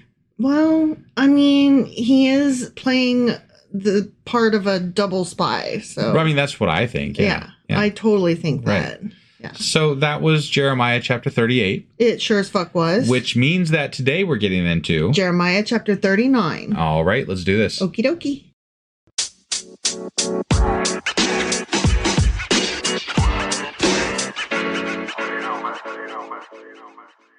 Okay, so we are hopping into Jeremiah chapter 39. Okay. And as per usual with this fucking book, I have some notes before we start. Let me say something real quick before we start, because I think everybody's going to be getting this episode in the morning on Friday. When it should be coming out Thursday. Well, yeah. So, I mean, we fell behind this week because of sickness and whatever, right? Mm-hmm. So we're going to try to do another episode later today, even. Mm-hmm. Mm-hmm. So there may be 2 episodes coming out today, just like there was yesterday. Mm-hmm. So if you are planning on keeping up this week or whatever, be prepared that there might be yet another episode coming out today later. Thank you. Sorry. Thank you. Yeah. So I just wanted to preface that before we started the full episode here. So. That we are working very hard to try to catch up to where we should be. Right. Yeah. And that being said, you said you had some notes. I did. Thank you, sir. Yeah. So Jeremiah chapter 39 is numbered as my favorite part of every episode. I know. Jeremiah chapter 46 in the Septuagint, which is the Greek translation. Right. And also this chapter is part of that narrative that we've been discussing that consists of chapters 37 through 44. Okay. This one little story bit that's actually kind of interesting. Right. And fun. No, I'm enjoying the way this is being told and the information that they're parsing out. Right. So it's been a little bit more tolerable than some of the other stuff in Jeremiah thus far. Right. It's definitely way better than Isaiah. Yeah. Well, that's not hard to do. No. The bar's on the fucking floor. I mean, the repetitiveness is still just as bad in Jeremiah. Sure. But this section, we've got some good story. This section's okay. I mean, things are happening. For the Bible, for a prophet story or whatever, yeah, it's better. Caveat. Yeah, sure. Yes. Caveat all day. Okay. Here we go. Yeah. In the 9th year of Zedekiah, king of Judah. Uh-huh. In the 10th month. Nebuchadnezzar, king of Babylon, and all his army came against Jerusalem and besieged it. That's right. We left off where Jeremiah was in jail until they got besieged and taken over. So that's happening right now. Yeah. Okay. All right. In the 11th year of Zedekiah. Yeah. So 2 months later. In the 4th month. Sure. Oh, so 6 months later. Yeah. Okay. In the 9th day of the month, the city was penetrated. Yeah, it was. Then all the princes of the king of Babylon came in and sat in the middle gate. Okay. Okay, so this is who these guys were. Nergal-Sharezer, Samgar-Nebo, Sarsashim, Rabsaris, Nergal-Sharezer, Rabmag, with the rest of the princes of the king of Babylon. I'm sitting here watching you try to pronounce these, and it's entertaining just to see you struggle with the names because you're like, you're kind of an asshole. I am. I'm trying. You are trying really hard, and I should give you. Mean. You're doing very well. So anyway, all those guys that I struggled over. Yes. Along with all the rest of the princes of the king of Babylon. Sure, so they went and they sat in the goddamn middle of the gate. They were like, boom, here's my lawn chair. Did they sit in the middle of the gate, or did they sit at the middle gate? Oh, they sat in the middle gate. In the middle gate. Probably in the middle of the middle gate. Maybe they sat on the side of it, but it was definitely the middle gate. I think that they sat in the middle of it, and I'll tell you why in a minute. Okay? All right, yeah. So it was when Zedekiah, the king of Judah, and all the men of war saw them that they fucking fled and went out of the city by night. They were like, bitch, bye, I gotta go. Man, are these guys that terrifying? They just fucking knocked down the walls of your city. Well, yeah. They're probably going to kill you, according to Jeremiah. You're the king, and you've been like, you're like, nope, bye. Fair enough. Fair enough. So they went out of the city by night by way of the king's garden, by the gate between the two walls. And he went out by way of the plain, the plain. Yeah. But the Chaldean army pursued them and overtook Zedekiah in the plains of Jericho. And when they had captured him, they brought him up to Nebuchadnezzar, king of Babylon, to Riblah in the hand of Hamath. Or I'm sorry, in the land of Hamath. Okay. Where he pronounced judgment on him. Oh. Yeah. Okay. Okay, so I have a few notes. I bet he had some choice words to say since he was supposed to be his little, puppet. Yeah. Well, I have some notes, okay? Yeah. So when I said in the 9th year of Zedekiah, king of Judah, in the 10th month, that would have been about January 587 BCE. Okay? Yeah. So that's the time period that we're discussing. Sure. Okay? Sure. And then further on, when it says the 11th year of Zedekiah in the 4th month, that would have been about July of 586 BCE. Okay? Sure. Okay, so the walls of Jerusalem were breached after 18 months of siege, and the city fell afterward, completely devoid of food, so that cannibalism became prevalent. Oh, damn. And that was a common practice. They would just sit and wait them out, which is kind of interesting because when you think about what's happening in Gaza right now. Yeah. This is a way that this was common. This is how they beat them, and this is what is happening. Yeah. And it's really disgusting to me what is happening in Gaza because look, there's no winners in war, right? And I don't agree with fighting for whatever. It does I don't agree with war, but there's better ways to do it than what is being done. And I mean, they literally are starving these people on purpose. I mean, can I have two ideas in my head at the same time, which is that what Hamas did in the first place was obviously bad and wrong. Right. But can I also say that genocide is way bad and way wrong? Yeah. No, I think that's the problem is that, we're not allowed to hold, the main narrative on the media is that we're not allowed to hold these two narratives at once, right? No, it's only they have a right to exist and they have a right to protect themselves. And I'm like, at the cost of genocide. I don't think that is true, sir. Right. No, nobody has the right to exist at the price of genocide. Right. I'm sorry, no. Measured response, I think, is the correct words here that need to be implemented and utilized. If children were to react like this, we would teach them to do better. Right. We would take away their toys. Yeah. This is not okay. So anyway, I'm sorry. We got off on a little tangent there. Well, when I read that, the city fell afterward because they sat them out. They ringed the city. They blocked anything from coming in or out. Yep. And they starved them out. Right. And then the people inside fell to cannibalism because there was literally nothing else. Sure. And it was a common tactic in those times. That's not an uncommon tactic back then. And it seems that it is still a common tactic today because that is what's happening. It's happening today. I wouldn't say that it's looked upon as a good tactic and one that should be implemented. It's definitely not something that we think should be implemented. It's not a humanitarian act. No, I will tell you that. Not in any way whatsoever. And in the year of our motherfucking Lord, 2024. Not my Lord. We should be better than this. Mm-hmm. We definitely should as a whole. So anyway, okay, when I told you that they sat in the middle gate, all those princes. Yeah. In a modern day setting, so if we were to do a analogy of, here's what it would mean if that happened today. Yeah. Okay. Sitting in the gates of the city was similar to an enemy conquering Washington, D.C., and then sitting in the Oval Office.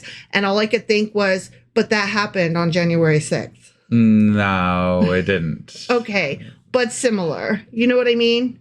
Okay. Yeah. They went on the Capitol. floor. Yes. That's not anywhere near the Oval Office. No, but... I know. I'm just saying, like, similar, Okay. Like, that was the analogy that was used by the people who wrote these notes that I'm drawing from. Sure. But all I could think was, January 6th. Got it. Because they went and they sat and, Right. I just wanted to clarify that it wasn't the Oval Office. No, I know it wasn't the fucking Oval Office. It wasn't the White House. I know that. Okay. I know that. It was still very... Sure. Yes. The symbolism is very equivalent. Once again, we are seeing a similar act done today by shitty people, shitty actors. Yeah. Okay. So one more note here on the capture of King Zedekiah. King Zedekiah. Yeah. So it was at the city of Riblah, is what I said. Yeah, where he brought him for judgment. Yeah. Riblah was a city on the Orontes River in Syria. Okay. Okay. And it was strategically located at a crossing of the major roads between Egypt and Mesopotamia. Okay. Okay. And he was likely like 1 hour away from safety when he got captured. Oh, wow. Yeah. Yeah. Like he almost made it. Right. About 22 years before this, so around 609 BCE, Pharaoh Necho had brought Jehoahaz there, putting him in chains, and that was in 2 Kings, prior to taking him captive to Egypt. So, yeah, that's interesting. Right. Now Nebuchadnezzar made it his base camp for his campaigns against the Palestinian states and his seat of judgment on prisoners brought to him there. So that's just a little bit of history, side notes. Yeah. Which, I just love that shit. Yeah. Okay. So anyway, he's been brought for judgment. He's captured and brought for judgment. Okay. Sure. Then the king of Babylon killed the sons of Zedekiah before his eyes in Riblah, which, yikes. Right. The king of Babylon also killed all the nobles of Judah. Moreover, he put out Zedekiah's eyes. So first he made him watch his sons be killed, and then he put his eyes out. Right. And apparently it was common for the Babylonians to blind their enemies by sticking their thumbs in their eyeballs. Oh, God. Yeah. And that was just the thing they did. That's horrible. Like, maybe we take prisoners, but we don't take them friendly. Right. Yeah. So then he bound him with bronze fetters to carry him off to Babylon. Okay. So he basically, put him in chains. Right. And the Chaldeans burned the king's house and the houses of the people with fire, because that's how fire burns. Yes. They didn't not do with ice. It wasn't definitely wasn't ice or silly putty or coffee. Nope. Yeah. Nope. They burned it with fire. Right. Yeah. And that they burned the houses of the people with fire and broke down the walls of Jerusalem. So whatever was still standing, they knocked that shit down too. Yep.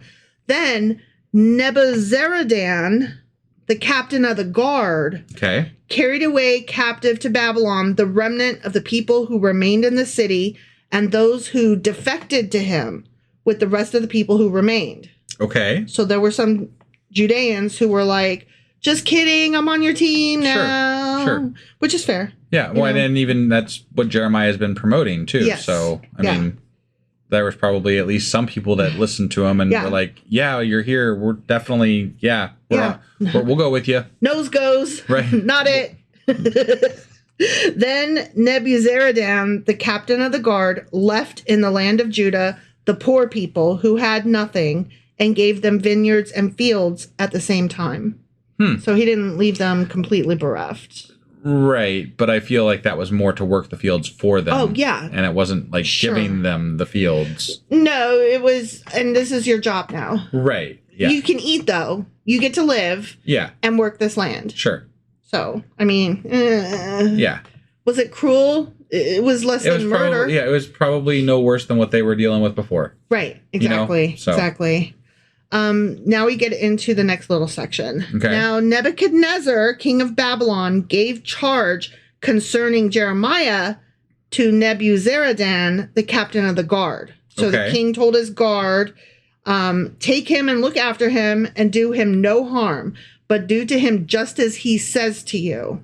Okay. So he's like, take care of this guy, because he's my fucking double spy, right? Right. Yeah.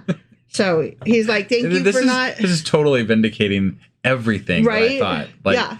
The fact that he's like, okay. Anyway, like, I want to hear this out. I'm really glad you didn't kill him while you were out there killing everybody, right. Mr. Guard of mine. And also, take good care of him. Right. If you would, please. I want to hear out. I want to hear the whole thing. But that's interesting. Yeah, he gets a little bit of a choice lot here.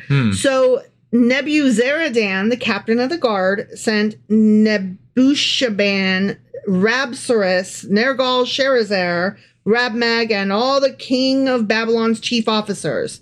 Then they sent someone to take Jeremiah from the court of the prison and committed him to Gedaliah, the son of Ahikam, the son of Shaphan, that he should take him home. And those were people, remember, that had been friends of his. Yeah. So he was like, all y'all, higher uppy people, take care of him. Sure. Like, you get to live, and you take care of Jeremiah. Right. Okay. So he dwelt among the people. Okay. So these people, the people that that Jeremiah was assigned to, those were people of great affluence and they had high positions, which leads me to believe that they were probably part of Babylon, Nebuchadnezzar. They were probably part of that whole Babylonian intrigue. You know what I mean? Like that, they were probably part of that. These were definitely his friends and not people from... Okay. Yes. All right. Because Ahikam, he had helped him before. All right. Okay. He had stood up for him before. Okay. All right. I don't remember what chapter that was, but so it was there was a cohort of them that were like probably conspiring with Babylon to help them ease this transition, and they're getting treated well because they did. Yes. At least that's how I'm interpreting And that's what I was trying to convey, and I couldn't make the words come out right. So thank you for understanding what I was trying to convey. Yes. So that is what happened. Okay. All right. So let me go back to my little notes over here. Sure. And there was some question, like, how was Jeremiah known to the Babylonian authorities? Oh, I can answer this one, I think. It wasn't made clear in the Bible. So how? No, but I was able to extrapolate that information from the information that was given. Yeah. At least before I was even told why that might be a thing. I guessed at it. Yes. And now it seems to be hitting home pretty solidly. So do you want to know what apologists I do want to know what the counter offer is here. They're saying it was very likely through the Judean deserters. That they were like, oh, I am a prisoner of yours now. Oh, there goes Jeremiah. He's a prophet. He was profiting on your team. Oh, shit. Right? Oh, sorry. Did I? Yeah. I coughed there, I think. Yeah. I'm like, no, they were not excited about that. No. So fuck off with that bullshit. Right. Yeah. Miss me with that shit, as the kids say. Yeah. That fucker was conspiring with Babylon. Right? I was like, are you kidding me right now? Yeah. Yeah. Look, I don't want to judge him for doing that. Maybe he thought that was what was best for Israel, you know? Yeah, I mean, maybe Babylon was I'm not trying to judge him for that act. I'm just saying that don't tell me he wasn't doing this, because that's how the whole fucking story sounds. Yeah. It's quite obvious. Right. Even though this is being told from Jeremiah, as we said in just the last chapter. The fact that it is being told by Jeremiah, that's what I'm saying, makes it even more likely that this was the case, because if I'm getting that from what he's telling me. Right. Imagine if somebody else wrote it. Yeah. Yeah. And there's literally people in Israel before they got captured throwing him in jail for thinking he's conspiring with the fucking Babylonians. Yeah. Them guys. I mean, right. Yeah. So totally. Yes. I love these chapters now because this is great. They're making us feel smart. Honestly. I mean, okay. I got to give credit where credit is due. You were the one that put this together. It just made perfect sense once you said it. Yeah. And I was like, oh, yeah, obviously. Right. Duh.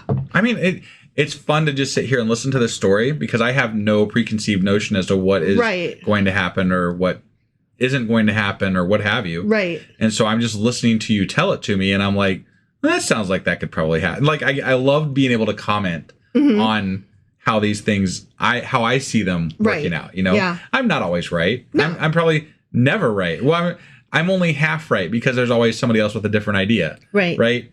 But the fact that I'm not always completely wrong makes me very happy. Yeah, no, it's the same kind of validation that I get when we think of a question and then we go and look, like I go and research it later and it's like a question that everybody's asking and I'm like, oh, okay, that makes me feel good. Like, we're not... I am paying attention. Yeah. I am learning something. Yeah, exactly. Even if it's not what the apologists want me to learn. Exactly. Yeah.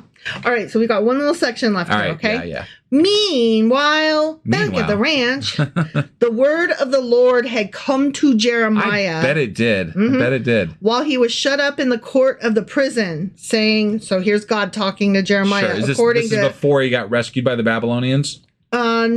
No, this is while he's being taken care of by the guys. Oh. So, the king of Babylon said, oh, yeah, guard, take care of him. And then the guard was like, yeah, cool, go stay with your friends.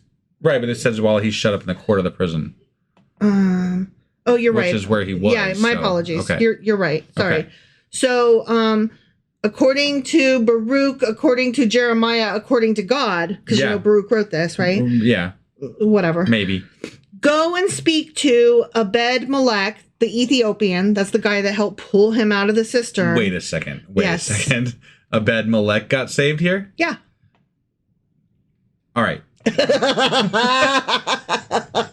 this is just all bullshit. coming together. Yeah. Like this is all coming together exactly like I thought it might. Because what the fuck did this guy get a mention for? Right. If he didn't have something to do with the whole conspiracy after all. Right. And I was like, at the time when they mentioned it first, I was like, he's totally part of like the Team Babylon. The cabal. Yeah. Right. Yeah.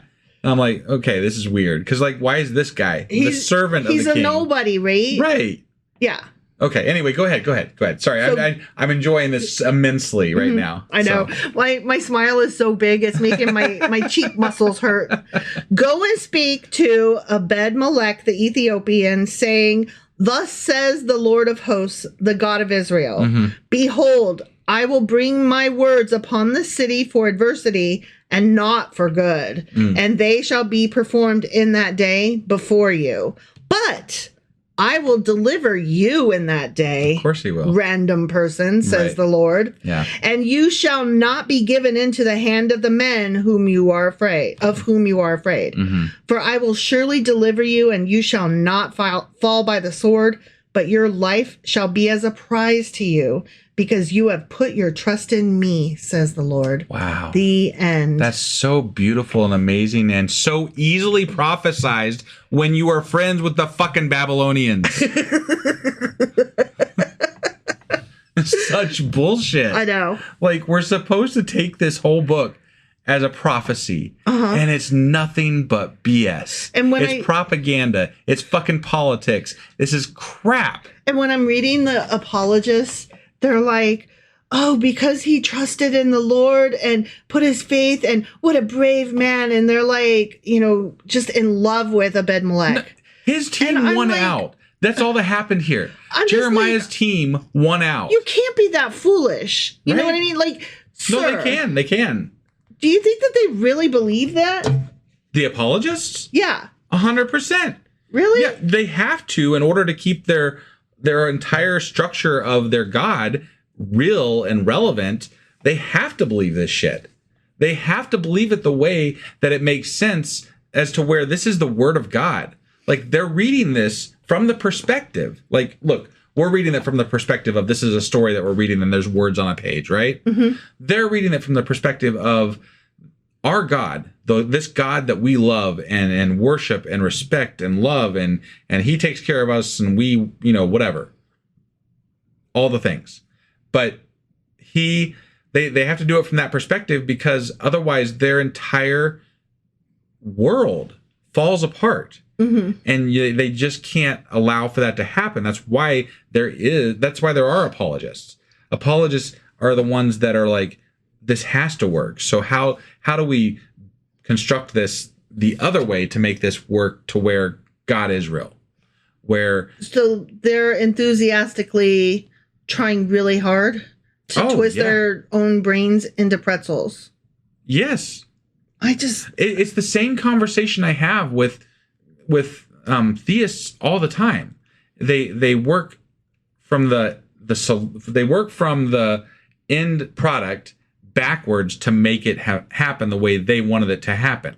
Right. Instead of just going through it for the first time ever and looking at it and being like, oh, well, obviously 2 + 2 is 4. So, and you have to, I mean, just to be fair, when you grow up indoctrinated with these beliefs and they are something that is not just a fairy tale, but something that you literally, viscerally feel and believe wholeheartedly because your entire community, your entire world believes and feels the same thing according to them. And I'm not saying everybody feels it the same way, even in the religious communities, right? Mm-hmm. But from that person's perspective, this whole world believes and feels these same things. So why wouldn't you believe that it's true? Why wouldn't you believe that you have to find a way to make it work? If you truly believe that God is real, you have to find a way to believe this book and these words and make them fit the narrative that's going to create your God as a real God that exists and is, I just have created everything and did all the things. I have such a hard time with this because in the apologist notes that I was reading, when they were talking about the city being starved out and the mothers resorting to cannibalism and eating their own children. Yeah. Right? Yeah. Those random people versus this random guy. You know what I mean? And right. I'm just like, how do you make that work? You don't. You can, but you have to be looking at it from the perspective of you believe in God, right? You believe in God, so you have to believe that there is a reason why he why he singled this person out for mention, even though he's just a servant of a God. He's an Ethiopian servant of a king that wasn't really that hell-bent on helping God or anything like that. Right. Why is this person being singled out, right? Mm-hmm. You have to believe that God has a purpose, or you have to create something that's going to allow that person to have some higher purpose. And just fuck all those babies and children. Yeah. Just fuck them. Well, yeah. That's what I have the problem with. I'm just like, okay. No, sure. I agree. Random guy, but sure. That's not what people are thinking about when they read it. But that's what I want to ask them. That's what I want to ask them, though. Like, what about all of those babies and children who got eaten by their own mothers? But the answer is going to, you already know what the answer is going to be, right? What is the answer going to be? Oh, God's plan and Lord works in mysterious ways and blah, blah, blah. Exactly. I know. I know. There is no, you're never going to get a defined answer from them. And the only answers that we're allowed to have are the ones that God grants us, right? From their perspective, Yeah. The only answers that we're allowed to have are the ones that God allow us to have. Okay. And that's just how it works. And we are not here to question God. And that's part of the problem with being able to break away from religion, is that part of the ingrained idea of what God is doesn't allow you to question him as a legitimate being, right? That you aren't allowed to question God. God is just God. And you're trash. Right. Yeah. Who the fuck are you to question God? Right. You worm, right? Essentially, yes. I mean, that's what he has called us. You footstool, you worm. Yeah, right. Yeah. So none of this really, what we're doing here is just a exercise in hopeful, I really do hope that we reach people, not necessarily to deconvert them. I'm not here to specifically say I want to deconvert Christians. Okay. That's not my goal. Right. If anything, my goal is to get Christians to think more evenly about what they're doing. Start asking the questions. Yeah, start asking the questions. Right. Why is it not okay to ask the questions? The questions are right there to be asked. Yeah. You should be able to ask these questions. I should be able to say these things without being called blasphemous. Right. It's in the fucking Bible. Right. You should ask these questions. They are right there in the words. Right. And they need to be asked, and they need an answer. They deserve an answer. Mm-hmm. That's not for me to decide, though, and that's, for the person that has their faith to decide whether or not they want question answered or if they just want blind faith. So this, just to clarify a point here, this makes it sound like I'm like bitter that Ebed-Melech got saved, right? Sure. I'm not bitter that he got saved. I'm bitter that the innocent people didn't. Yeah. That is not fair. Well, just to play devil's advocate for a second, they would say, well, how can you worry about saving everybody? People have to die at some point, right? What God obviously has some specific... I'm just playing devil's advocate here. God obviously has some specific purpose in mind for Ebed-Melech. And so Ebed-Melech got saved. Now, the other people, they served a purpose too, to show God's willingness to destroy even his own people as much as he loved them, but he had to prove his point for the disobedience that they showed. Now, Ebed-Melech helped, even though he wasn't necessarily an Israelite, he helped Jeremiah, who was a true servant of God, and he helped him, further his path. So he helped God in his mission to save Jeremiah and certain aspects of the Israelite community. I can't with I can't either, but I'm trying to portray it in a way that would make sense to somebody. Like I'm trying to be fair, if you want to look at it that way, you can. I can't look at it that way. That's what I'm saying. Like, I don't understand how somebody could look at a baby being killed and say, it's not mine to know or question. And, it's just God's plan and ineffable plan, and that baby served its purpose. Like, what? You're okay with that? How? I agree. And I would say that kind of acceptance of babies dying is probably a main driver of people, not a main driver, but it is definitely one reason why some people have left religion. Like, it's not okay that God kills babies willy-nilly. Like, what the fuck, man? Yeah. That's bullshit. It is. So you can't do that and call yourself a god. That's not okay. Yeah. We do not approve of that, sir. Right. Yeah. We're better than you. Sorry.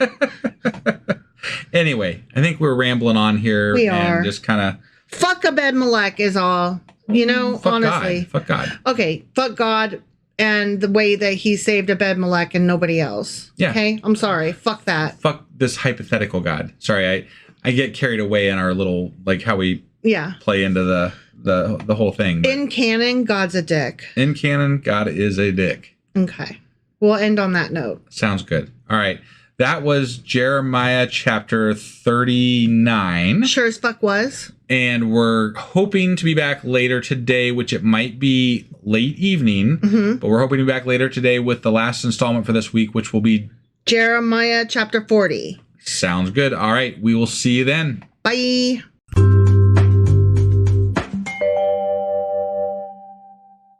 Husband. Wife. Do you remember what happened yesterday and where the hell we are today? Well, we actually read it earlier today. Well, we read it yesterday, but we released it today.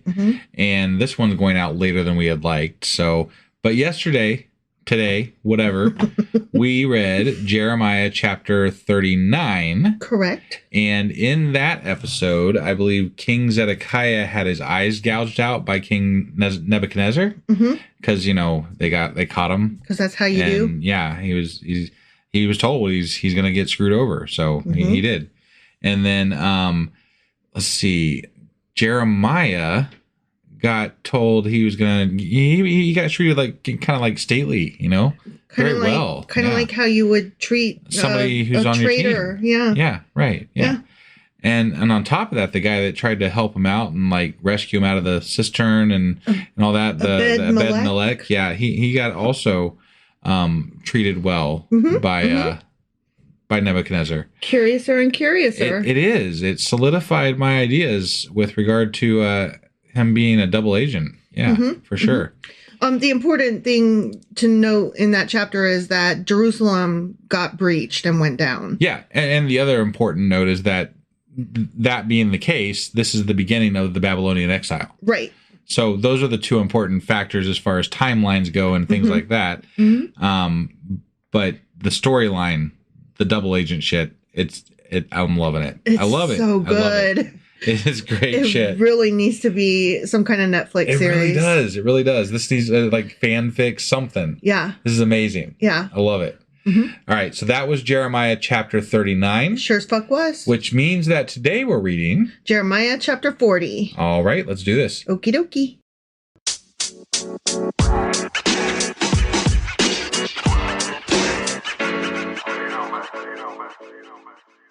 All right, we are hopping into Jeremiah chapter 40. Okay. And just a quick note before we hop into the chapter. Oh, boy. It's not what you think it is. No? No. Oh. This chapter is part of that narrative section consisting of chapters 37 to 44. Oh, okay. So we are in Storyland. Sure. Let us not forget. Got it. Okay? Yep. All right. So.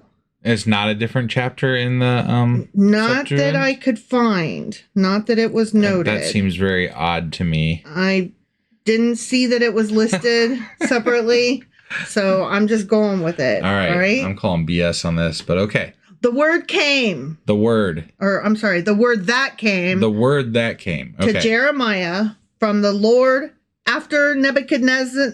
No, wrong. It's Wrong. the other Neba guy. Oh. Nebuzaradan. Okay. Sorry. My brain was just like, it says Neba, the rest is... Sure. Yeah, you know. Knezer. Yeah. Right. So let me start that sentence over again. Sure. Yeah. Okay? Yeah. The word that came to Jeremiah from the Lord after Nebuzaradan, the captain of the guard, had let him go from Ramah, when he had taken him bound in chains among all who were carried away captive from Jerusalem to Judah, who were carried away captive to Babylon.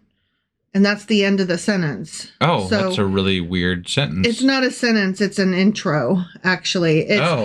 It reads as it's set up as a sentence. That's verse 1. Oh, okay. It's like, I am about to be a sentence, but until you get to the end of this, you won't know it's not a sentence and that it is actually just a title-ish type thing. Right. Got it. That was the period. Okay. Yeah. All right. Okay. Yeah.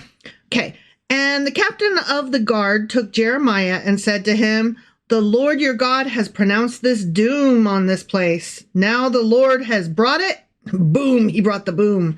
And has done just as he said. Wait. The captain of the guard said this? Yeah. Wait, now the captain of the guard is speaking for the Lord? Mm-hmm. The captain of the guard... No, the captain of the guard isn't speaking for the Lord. The captain of the guard is like, man, your God brought this. But he's saying this to Jeremiah, right? Jeremiah is literally the one that was telling everybody that God was going to bring this shit. So clearly, we're supposed to believe that the captain of the guard is one of two things. He's either... dumb? That's not what I was going to say, but you're probably right. No, he's either really, really impressed, like, wow, your God is awesome and he did this stuff. Yeah. Or, which I never believe when they say that people outside of the religion are impressed with their God. Right. Like talking about their God. Yeah, that never we've happens. talked about that before. That's right. So we're supposed to believe either that or that more likely he was somebody who was already familiar with Jeremiah and they had already maybe he was like Jeremiah's handler. Right. Like as the double agent. Yes, that's what I'm saying. Like they probably, and he's like, damn, this shit happened. Whoa. Right. And then Jeremiah rewrote that to be like, damn, your God brought this. Yeah. You know what I'm saying? Sure. Like I think it's that. I think Jeremiah just like tooting his own horn and saying how other people were like other people totally said the same thing I said. See? Yeah. Other people were so impressed with me. God. Yeah. Okay, so the captain of the guard took Jeremiah and said to him, "Whoa, the Lord your God has pronounced this doom on this place. Now the Lord has brought it and has done just as he said." Just as you said he said. Right, but yeah. Whatever. You, Jeremiah. Let's not mince words. Who I'm talking to. Right. Yeah. Because you people have sinned against the Lord, the Lord that I don't fucking believe in. Because you people who follow a different God than I do sinned against your God. He who I don't give a shit about is punishing you. Oh, right. okay. Yeah, no, this conversation never took place. I'm just here to tell you. And anyway, since you guys sinned against the Lord and you have not obeyed his voice, therefore this thing has come upon you. And now look, I free you this day from the chains that were on your hand. Okay. You know, because your king fucking told you to, dumbass. Yeah, right. Like, if it seems good to you to come with me to Babylon, come and I will look after you. The alternative is... But if this is where I'm saying that Jeremiah gets he gets treated really well. Okay? Yeah, okay. But if it seems wrong for you to come with me to Babylon, remain here. So he gets a choice. Wow. He can stay with the remnants that got left behind, or he can go to Babylon and be looked after by the head of the guard. Yeah. Where he would probably be treated well, obviously. Yeah. They're letting him out of his chains and shit. So, like, ordered by the leader of their people. Mm-hmm. Yeah. I mean, it doesn't get much better than that. By name, you know? right? Yeah. Yeah. So... the guard is like giving him the choice because the guard's in charge of him. The guard's like, you can come or go. Either way is fine. Whichever you think is better. You get a pass. Yeah. You get to choose. Right. Nobody else. Just you. Right. See. Maybe Ebed-Melech. Right. I don't know. See, all the land is before you. Wherever it seems good and convenient for you to go there. So he's like, You're whole free. World is yours. Yeah. Yeah. Decide what you want to do with it. Thanks for playing on Team Babylon, and you're free to go, man. Yeah. Right. See ya. Okay. Now, while Jeremiah had not yet gone back, Nebuzaradan, checking my brain. Sure. Nebuzaradan said, "Go back to Gedaliah, the son of Ahikam, the son of Shaphan, whom the king of Babylon has made governor over the cities of Judah, and dwell with him among the people." Or, go wherever it seems convenient for you to go. Mm-hmm. So the captain of the guard gave him rations and a gift and let him go. Wow. Okay. A gift even. Yeah. Damn. Right? So in other translations, it says rations and supplies. Okay. All right. Which makes sense. Yeah. Also, let me read one more verse. But I do like the gift idea, though, because of the double agent stuff. Yeah. I'm just saying, like payment in full, Yes, you are gold. You are good to go. Then Jeremiah went to Gedaliah, the son of Ahikam, to Mizpah, and dwelt with him among the people who were left in the land. Okay? Yeah. So let me read you some notes that I have now. Sure. Okay? So Gedaliah was the son of Ahikam, as we said. Right. The son of Shaphan, who was Josiah's secretary. And he's the one that carried the newly found scroll to the king way back when. Okay. Do you remember that? The newly found scroll. There was a newly found scroll when he, found some word of God stuff. Okay. And then Josiah was like, cool, because he was one of the good kings. Sure. Yeah. Okay? Only I do kind of remember something like that, but only vaguely. Right. So Ahikam, so these are all God people that we're talking about now, okay? Ahikam was part of the delegation that Josiah sent to the prophetess Huldah. He also offered protection to Jeremiah after he had preached the temple sermon. So these people were all in good graces with Jeremiah, and Jeremiah was in good graces with them. Got it. Okay, and these were people of higher status. Sure. Okay. Sure, yeah. In appointing Gedaliah, it was apparent that Nebuchadnezzar no longer trusted the men of the house of David. So he chose a man who had administrative experience, but was not of the royal line. Got it. And also, might I suggest, people who had been probably helping to bring Babylon in. Right. Yeah. Right. Yeah.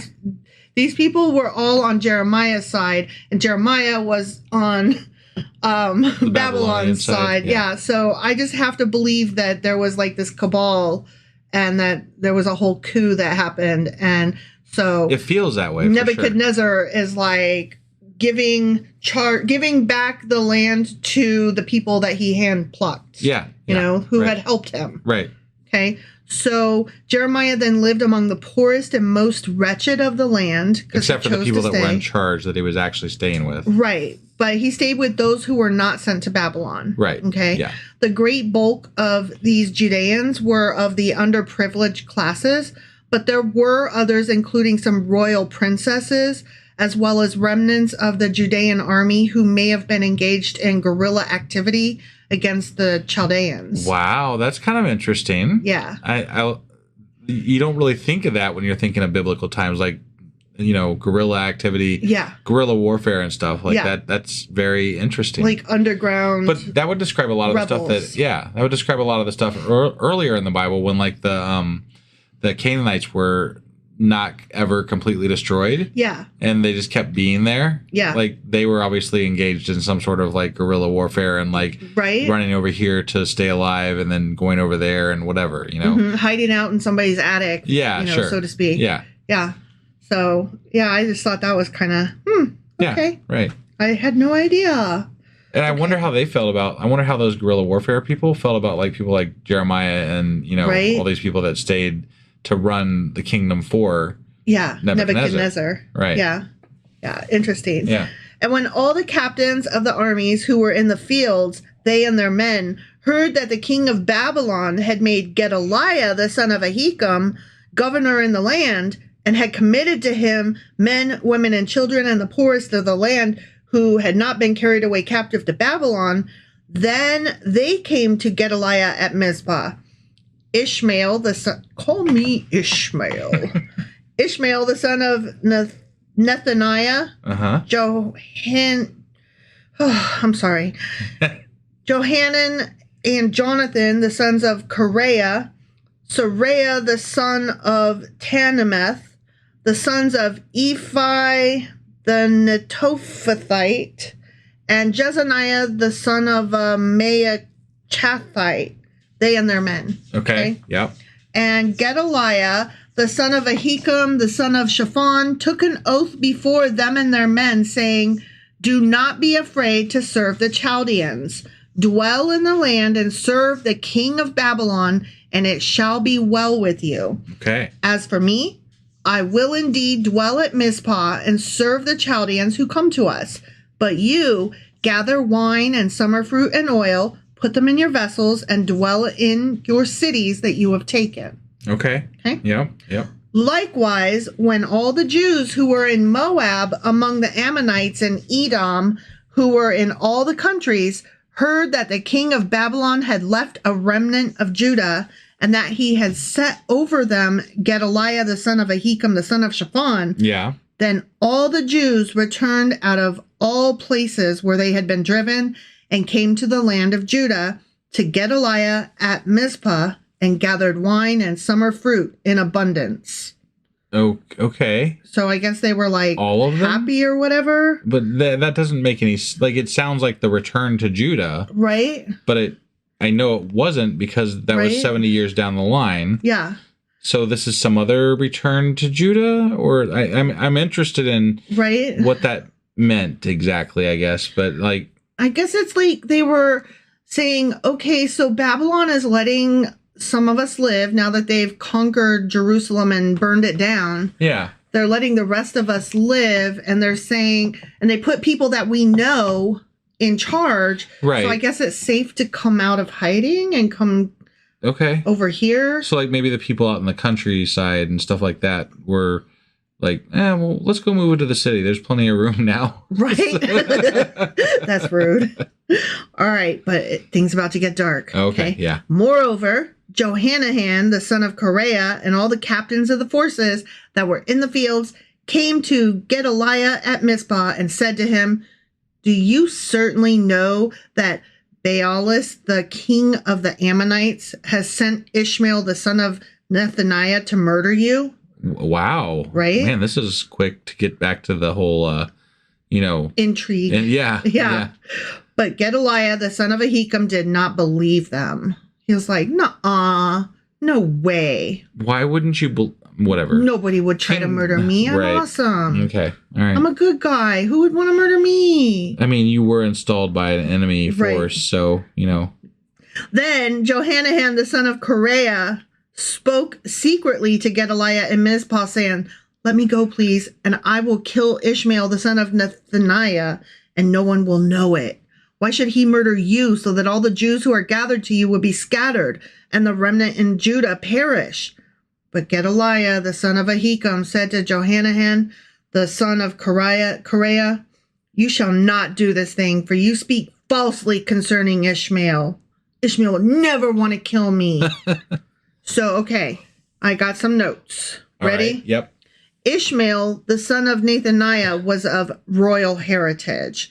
He was an enthusiastic member of the anti-Babylonian party. Oh. And he was both jealous of and filled with hatred for Gedaliah. Got it. Okay. An anti-Babylonian party. Like, this sounds like a political party. Right? Yeah. Not a balloons and ice cream party. You can call them the anti-Babs. The anti-Babs. I love it. Now, since Ishmael, the would-be executioner, was of the royal house of David. Okay. Yeah. He may have been slighted or may have felt slighted in being passed over for the responsible office of governor. So Ishmael, the son of Nethaniah, had won his trust in some way. Got it. And that's why dude was like, no way. He would never try to kill me. Gedaliah's like, I love this guy. Why would he try to kill me? Right. What do you think's going to happen? He's going to get killed. Who could know? That's next chapter. Oh. I mean, I think it's a pretty safe bet. Yeah.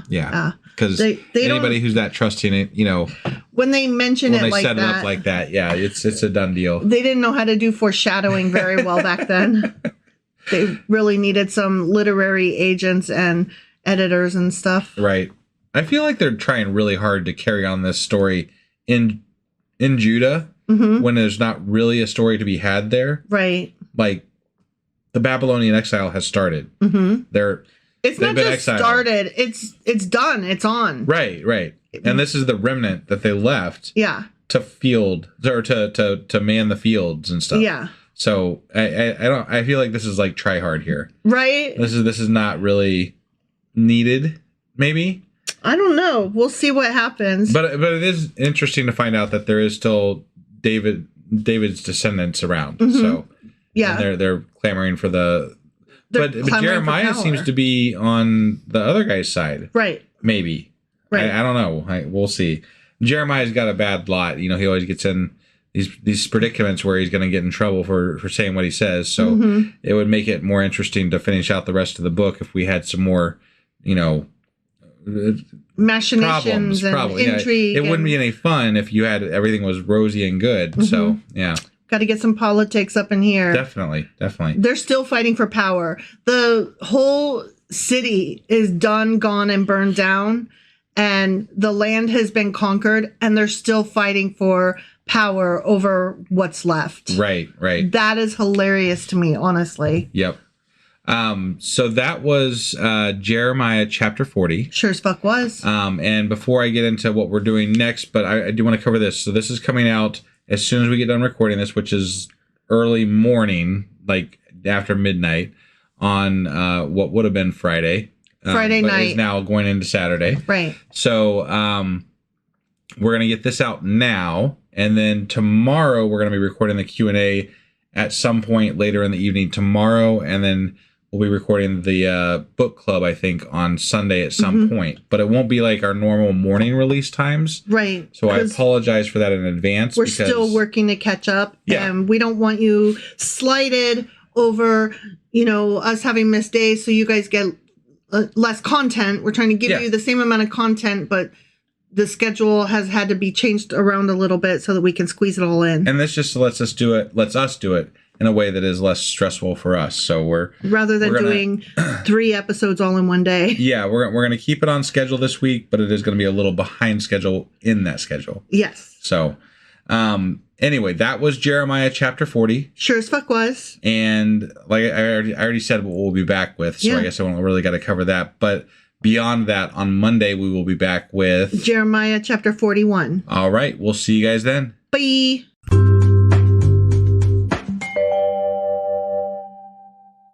Husband. Wife. Guess what we're doing today? Well, it is still Saturday. It's Saturday. No, it's not. It's Sunday. It's Sunday. Shit. But guess what we're doing anyway? Well, we're doing what we should have done yesterday, which is Q&A Saturday. And we're going to do a little bit more because it's not long what we've got. Yeah, so I'm going to actually be doing a little bit of a thing that I want to talk about that's relevant and coming up soon. So there'll be the Q&A bit and then something else. Stick around. Right. So what are we Qing and Aing today? I thought we'd talk a little bit about Gedaliah. Gedaliah. Yeah. Okay. All right. Sounds good. You ready to do this? Sure as fuck am. Let's do it. Okie dokie.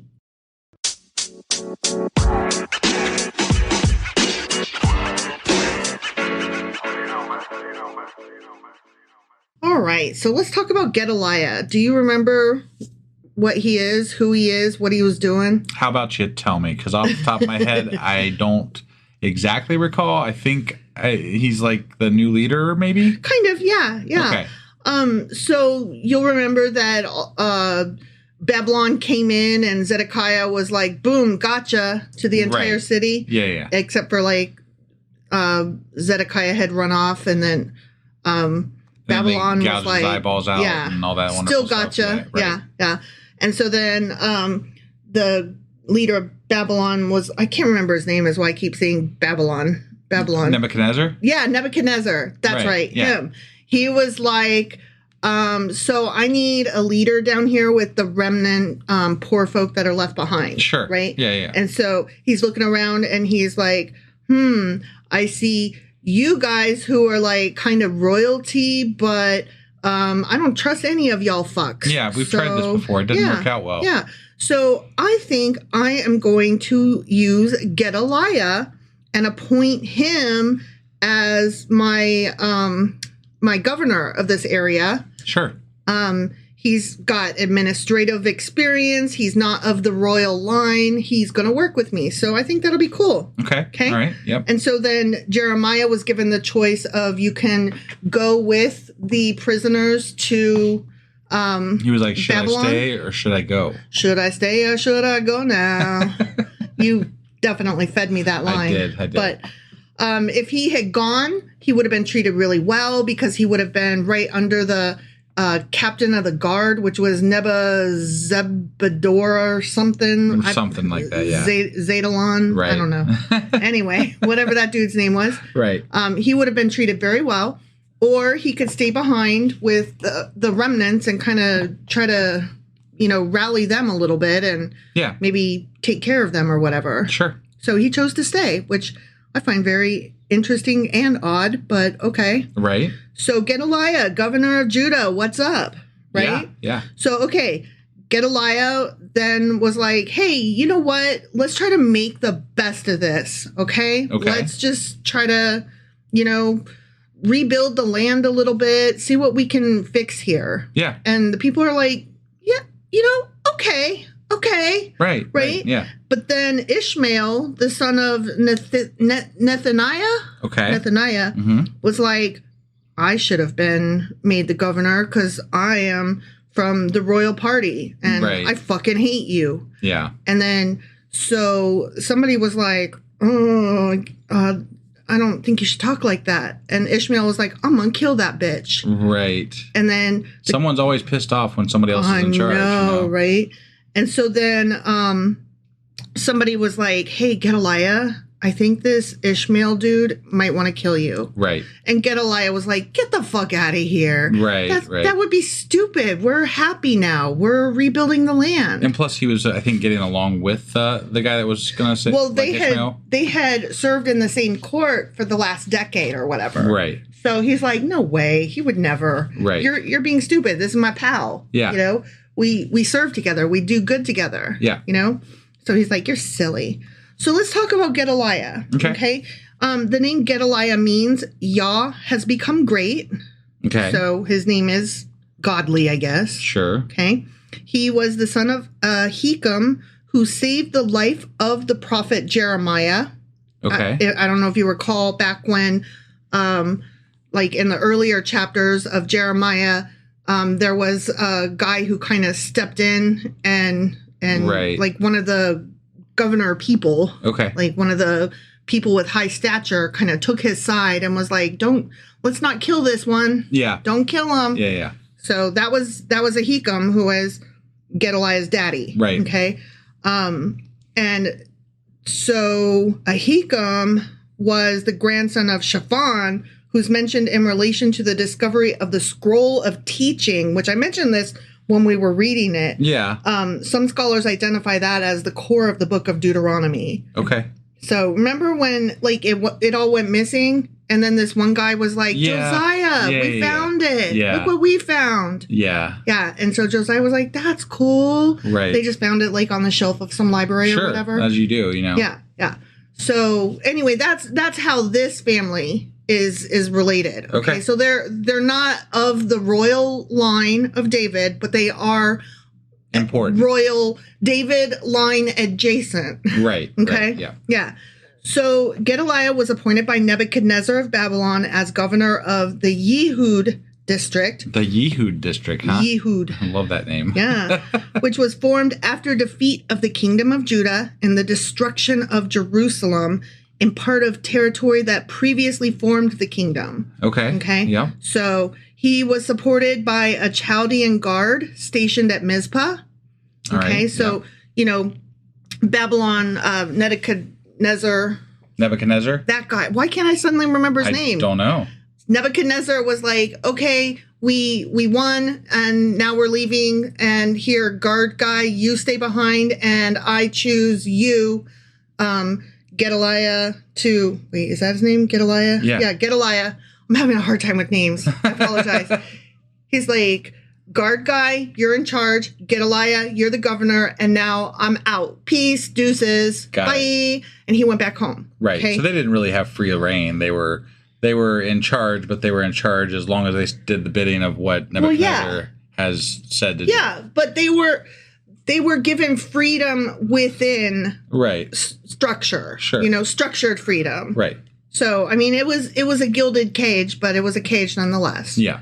But, you know, they weren't like doing slavery work. They were just, you know, whatever. Yeah. Anyway, you see what I'm saying? Yeah. So, he was supported by the Chaldean guard stationed at Mizpah. Okay. Mm-hmm. And on hearing of the appointment, the Jews that had taken refuge in surrounding countries, they returned to Judah. Okay. Because they were like, oh, wait, they put one of us in charge. Yeah. Yeah. We're still here. They did a Judean governor. Right. This is what? Unexpected. Right. I guess it wasn't as bad as we thought it would be. These guys aren't that bad. Yeah. And so the new governor, Gedaliah, he began the task of restoring order, peace, and productivity in Judah. Okay. And he saw that it would be useless for those who remained of Judah's army to attempt any sort of military action against the Babylonian occupation forces. Right. So he was like, no, we're not here to fight anymore. Sure. They already beat us. Yeah. Okay. We're not going to do that. So he advised instead that all the people, farmers and soldiers alike, settle down and help make Judah's damaged farmland productive again. Sure. Which, I mean... work on what you can. Yeah. Control what you can. Yeah, exactly. Which, I mean, he sounds kind of like a good guy, you know? Yeah. He's making the best of it, you know? Right. And this would ensure for themselves a fairly comfortable existence under their new rulers. Okay. And the only one really that would be put out would be the soldiers, you know? Right. Because they're like, no, this is bullshit. The farmers, whatever, we farm. Who cares who's in charge? Yeah. We're going to be farming regardless. Right. Like, I don't really care who boss man's name is. Yeah. Either way, I'm farming the land and I don't probably get to see a lot of the benefits of it. Sure. So this Gedaliah guy, he's zealously, like, super excited to get things going. He zealously began to encourage the people to cultivate the fields and vineyards, okay? Mm-hmm. And thus lay the foundation of security, okay? And the more that he was, like, saying, let's do good stuff, the more that people were like, okay. And the more that good stuff started to happen, the more that the people who had fled to neighboring lands during the War of Destruction, they were attracted by news of the revival of the community. So they started coming back to Gedaliah in Mizpah, and they were warmly welcomed by him. So all of the people who had fled and were refugees in nearby towns. So he was being a good ruler. Yeah. Right. They were all coming home. They were like, this cool. Right. Okay. At least to some people anyway. Right. Gedaliah also welcomed home those Judeans who fled to neighboring countries to escape the Babylonian army. And under Gedaliah's leadership, the Judeans soon saw their country becoming productive again. So, I mean, there was a time period when they were actually rebuilding. Right. Like, this wasn't just like 2 days and then, you know, this was like a good, strong period of time when they were actually rebuilding. Yeah. But the Ishmael guy, he was having none of it. Right. Okay. So where we left off in our last chapter, chapter 40, was he didn't like it. So I'm about to give you a spoiler.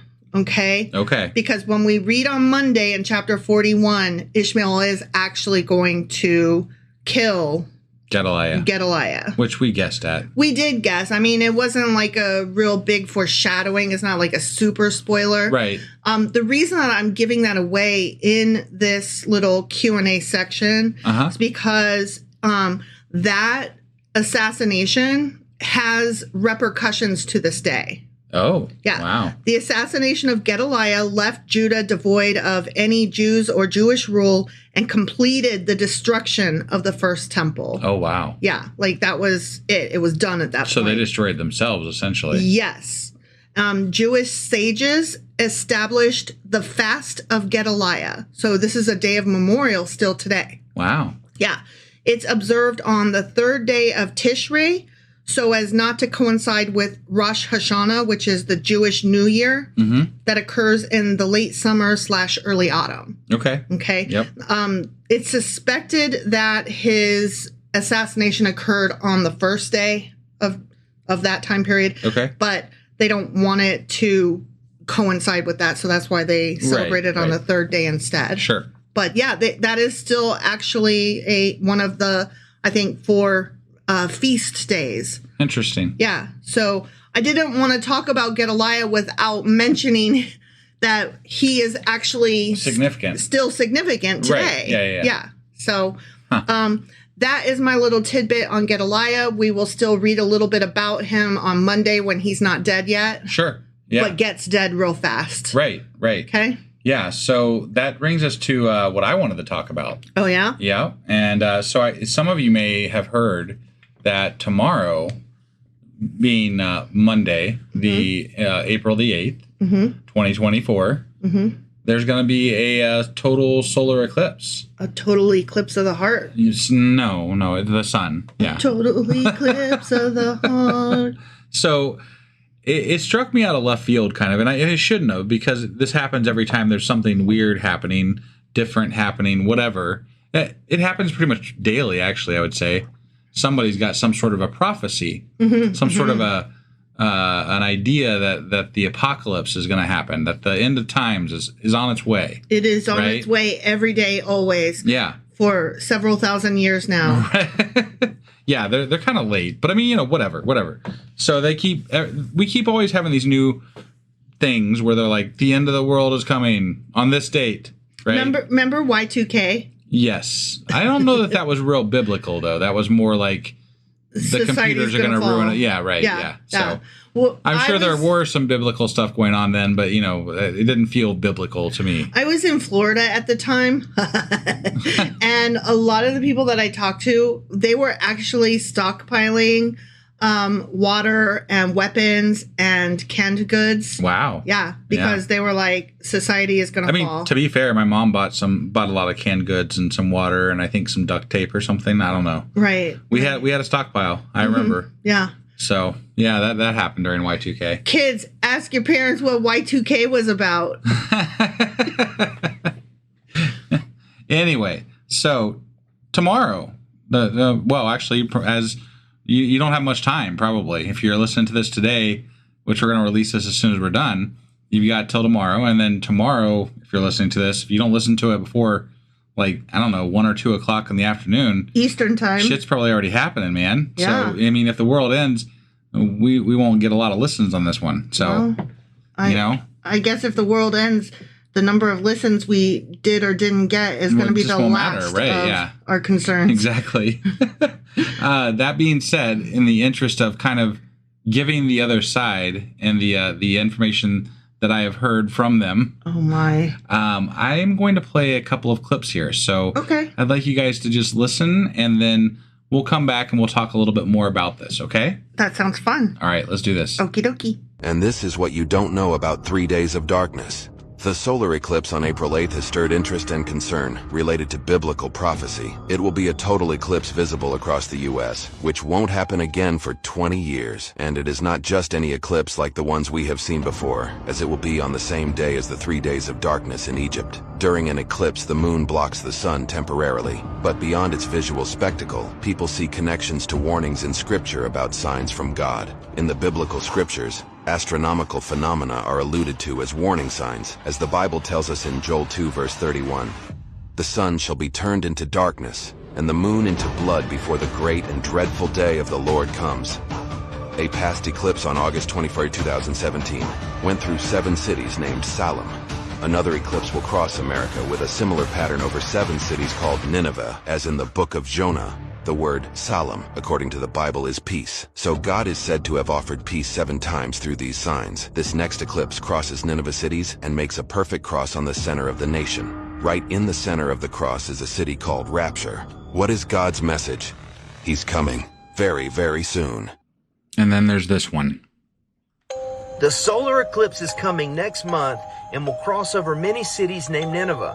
Now, what is the significance of this, and what is God saying? There was a biblical scholar named Donald Wiseman, and he speculated that the eclipse took place around the time that Jonah arrived in Nineveh and urged the people to repent, otherwise the city would have been destroyed. Now, the path on April 8th for the U.S. eclipse passes directly over or nearby these towns. Look at this: Nineveh, Texas; Nineveh, Missouri; Nineveh, Indiana; Nineveh, Ohio; Nineveh, Pennsylvania; Nineveh, Virginia; Nineveh, New York; Nineveh, Nova Scotia.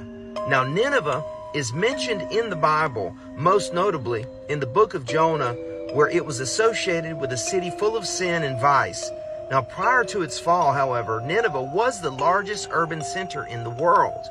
Now, as the story is related in the book of Jonah, the prophet Jonah was called by God to go to Nineveh and to prophesy disaster if they did not repent because of their excessive wickedness.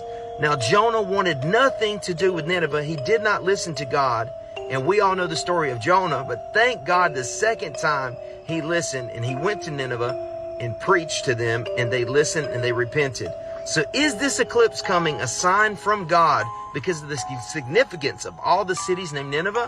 What do you think? Comment below. But nonetheless, we have to get ready because God is coming soon.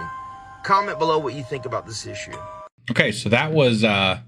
That was the. I mean, there's a million other of these clips out there about Nineveh. Yeah, about Nineveh, and like it even gets weirder than that. They start talking about numerology and just all kinds of weird shit. That's Kabbalah stuff. Right, yeah, and it's the amount of times I hear about end-timed prophecies because of this event or that event all the time. Mm-hmm. But the one that really made this one stand out to me is that I think it was yesterday, but Marjorie Taylor Greene decided that she was going to chime in on this little conspiracy theory here. Okay. So let me find the date here exactly. I've got to pull it up here, so give me just one moment. But it happened very recently, and I am still looking here. But it happened on April 5th, so 2 days ago. Marjorie Taylor Greene says, God is sending America strong signs to tell us to repent. Earthquakes and eclipses and many more things to come. I pray that our country listens. Oh, my goodness. Yeah. And then not only she didn't take that down, she followed up with it and retweeted it with her own another comment that says that many have mocked and scoffed at this post and even put community notes. Jesus talked about that in Luke 12:54 through 56.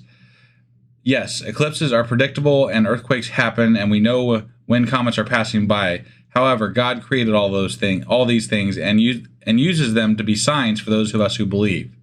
But no, how? I can't.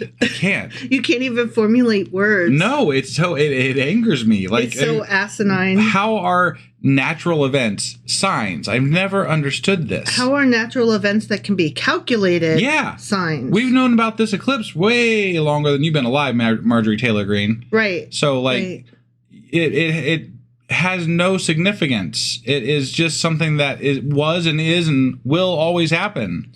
Well, what I find interesting is Neil deGrasse Tyson took a lot of shit because he was always with the last big, gigantic, exciting eclipse. He was so dismissive. He's like, my guys, there's a fucking eclipse of something somewhere, all the time. Right. Like every moment there's some kind of fantastical, astronomical event that can be celebrated because we're a goddamn tiny rock circling a giant sun in a I mean, ultimately we're a tiny solar system in a giant universe, like we're so insignificant and things are just happening, that's just what happens. Yeah. And the cool thing to me has always been science, right? Like this shit is predictable. This shit is you can explain it. There's a reason for it. And we can know those things, which is really fucking cool.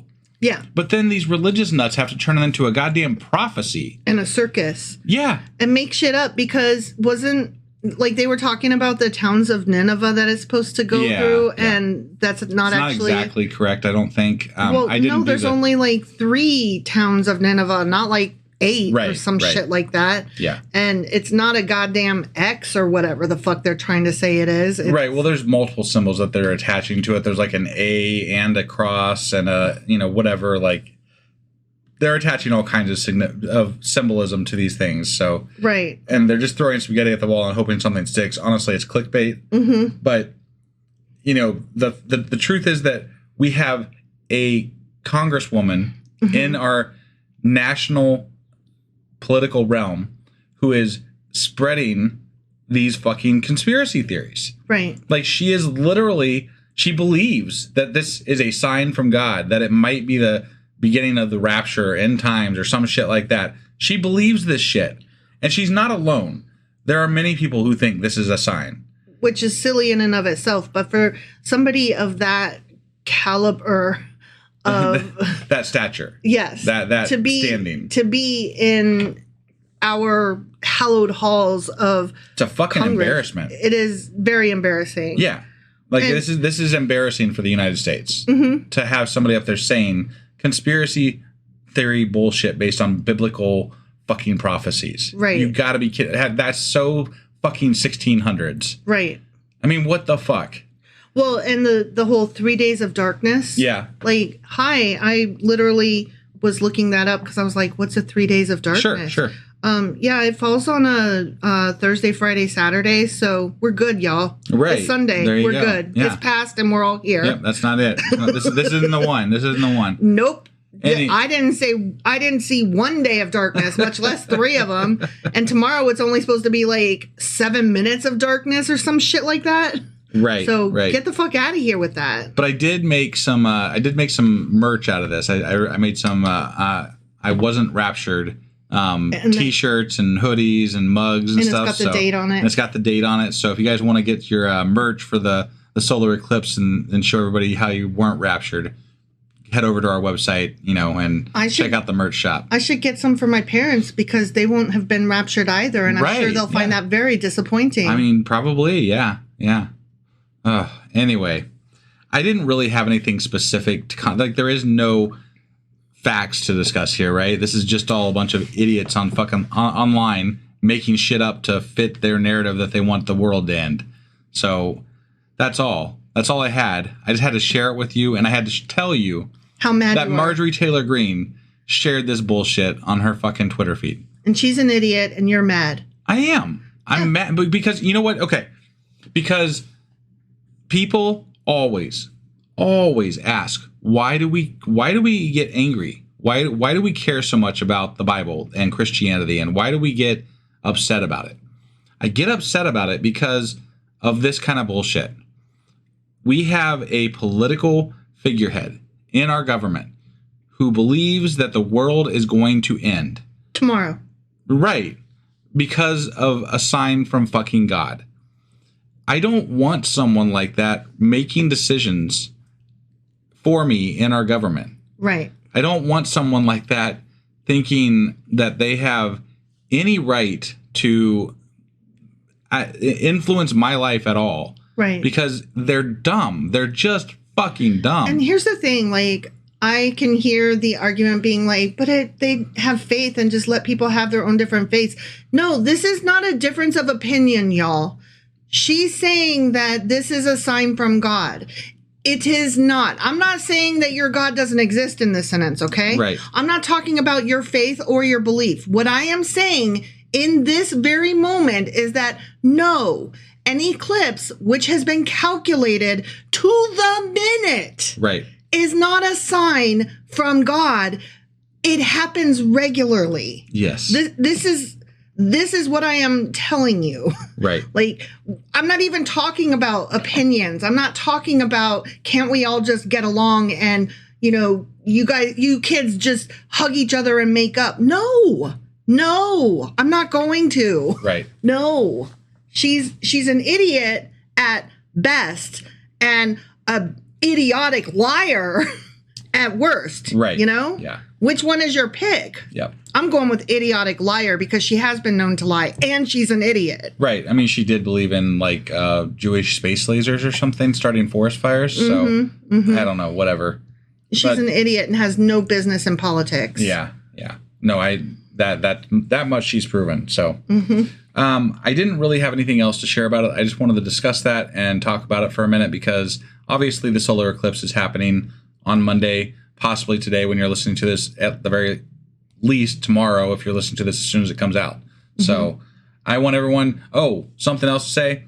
I have heard from reliable sources that accidents on the road do go up during the solar eclipse, so everybody be safe out there. Because people stop to, it's dumb. This is dumb also. Right. But people stop in the middle of the fucking road to watch the goddamn eclipse. That, and if they didn't realize it was happening and the sky is suddenly dark for a minute, that could be spooky. That's disconcerting. Yeah, not everybody is, dialed in and aware. Sure. Moreover, yes, do be careful. But moreover, I've also heard that you really should also don't look at the sun. Don't directly at the sun. Except for apparently, and look this up for yourself because I don't want to be the authority on this 100%.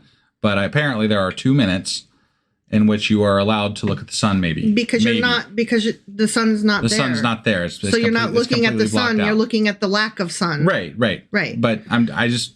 And toward that end, the corona that surrounds where the sun is supposed to be but isn't is supposed to be very gorgeous. Yeah. But moreover, what I was going to say is that if you are out there enjoying the eclipse and, partaking of the excitement of this natural phenomenon, I have heard that you're supposed to not just look up, but also look around and feel the air change in temperature mildly and enjoy the sound of nature changing for a moment. Yeah. Like the wind or it's an experience. Yeah. Like, you might hear, the birds stop or start. You might hear locusts or whatever.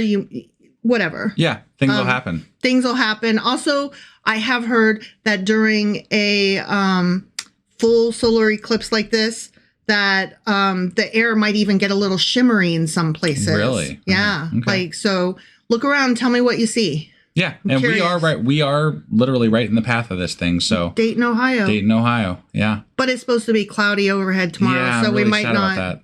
It'll still get dark. We're still going to be outside. Yeah. But, we'll see what happens. Hopefully it'll be clear. Hopefully it'll be clear right for the, at least the 2 minutes. I want to see the 2 minutes, the corona, the whole bit there. So be safe. Be careful on the roads if you're driving. Do enjoy it. Don't stare at the sun. Do look around and let us know what experiences you have, or if you think the whole thing is stupid and overblown and not worth it. Sure. Yeah.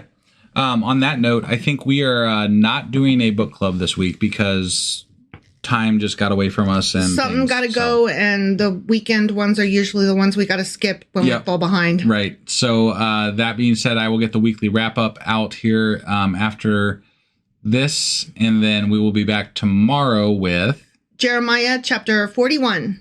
All right. We'll see you then. Bye.